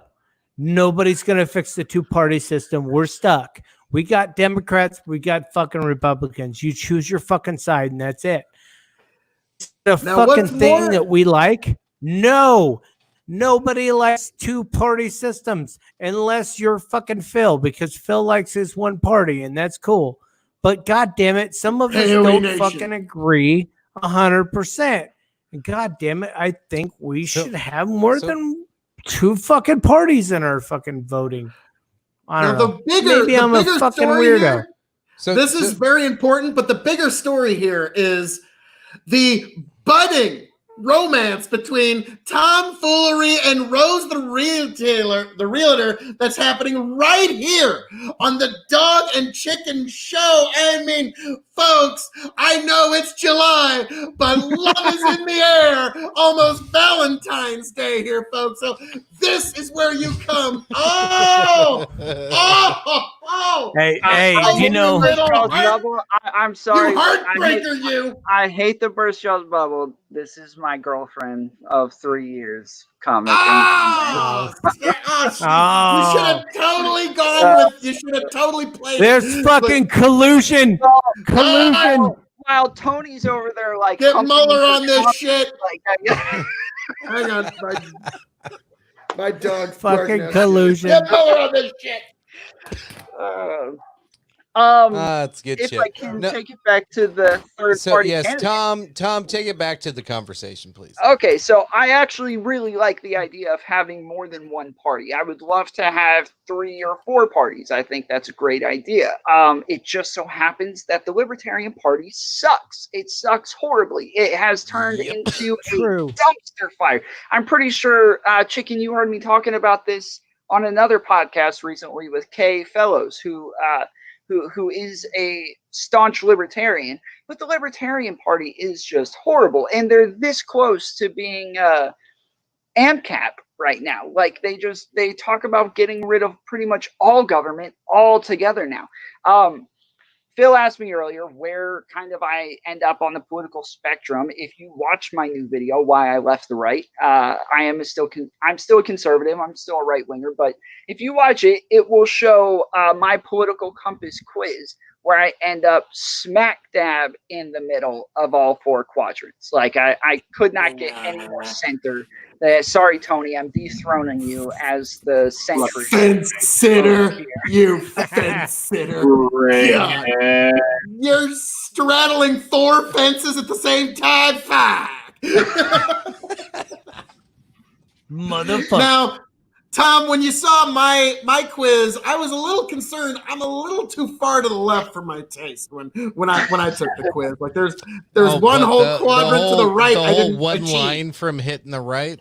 Fuck yeah, yes. I was a little too liberal for my taste on that one. So, but yeah, you're right. The Libertarian Party, like, it's kind of funny. Like, I remember one time I was watching it, and it reminded me of a Ralph Nader campaign where it shows the Democratic candidate. Oh, look at my thousands of fans, oh, all adoring me. The Republican candidate, oh, look at all my thousands of people gathered here, so wonderful. Cuts to the Libertarian Party's thing, and it looks like they're fucking cleaning up. Like, yeah, it's not.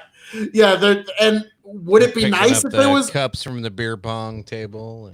Would it be nice if we could? Yeah. There was two kids playing beer pong, and it's never good.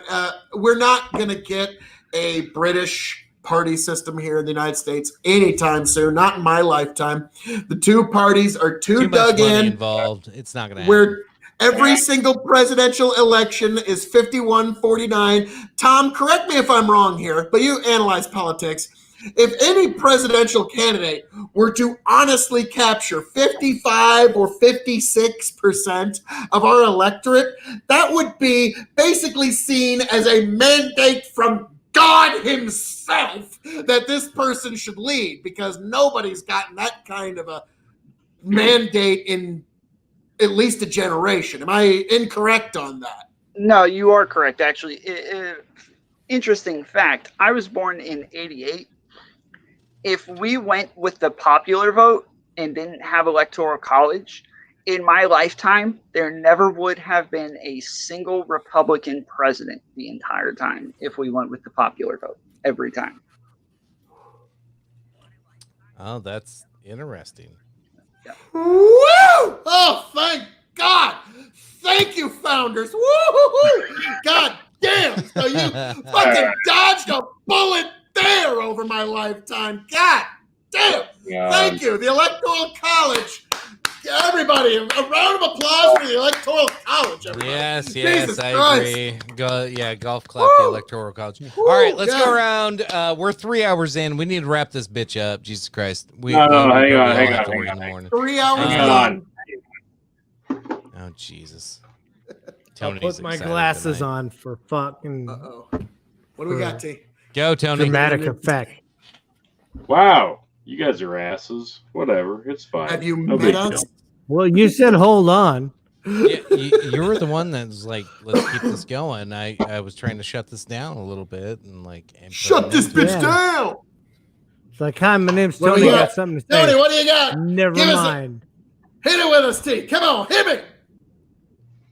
I was actually trying to go along with your idea of shutting this particular episode down. I was going to say, let's shut the live stream down. Let's cut this episode short.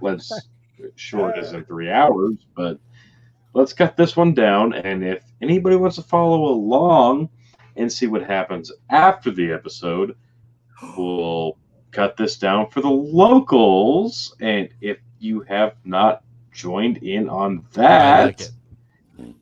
Boom, right there. Love it. And he cuts from it. Nice.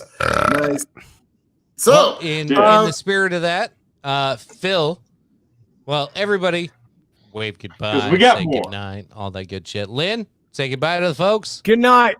Good night, my live fuckers. Hey, Tom? I'm glad y'all got to see me tonight because you know what? Look, I put my hat on backwards. I put my sunglasses on. I fucking participated in this fucking wonderful thing we call debate. It was a massive debate. I would call myself a mass debater. Nice. Tom, thanks for joining. Say goodnight to the folks. Yes. Appreciate you having me on. Go watch my new series, Why I Left the Right. Fantastic. Go Tony, say goodnight to the Huskers. folks. All right, Phil, take us home. folks, ladies and gentlemen, boys and girls, everybody that has been part of this amazing audience, thank you for joining us tonight on the Dog and Chicken Show, episode 49, Thirsty Thursday. Check out Tom Foolery on YouTube. Tom, thank you for joining us. Check out his Why I Left the Right series and all of the new videos to come on that. Check out me and Tony over at Revolutionary Wrestling Podcast on YouTube and all the crazy foolishness that happens there. Check out Tony and soon to be me on Grip Paranormal. Check out the devilishly handsome outlaw himself, your King of Extreme, Phil KOE, on KOE Nation on YouTube. And most importantly of all, like, share, subscribe to hear the Dog and Chicken Show. Big fucking entertainment where you can get all your KOE content, get all the updates and the happenings of the crazy life of Tony and Chicken and the ever expanding cast of folks here at the Dog and Chicken Show. So folks, thank you for joining us. Thank you for being here tonight. And please join us over at dogandchicken.locals.com for even more of this amazing KOE content. Chicken, take us away. Thanks, Phil. Appreciate it. As always, thanks for tuning in. We'll see y'all in the coming weeks. Happy 4th of July, folks. Happy birthday, America. Appreciate those that you love. Peace out. Salute. Smoke weed every day. As always, appreciate you. Love you. Bye.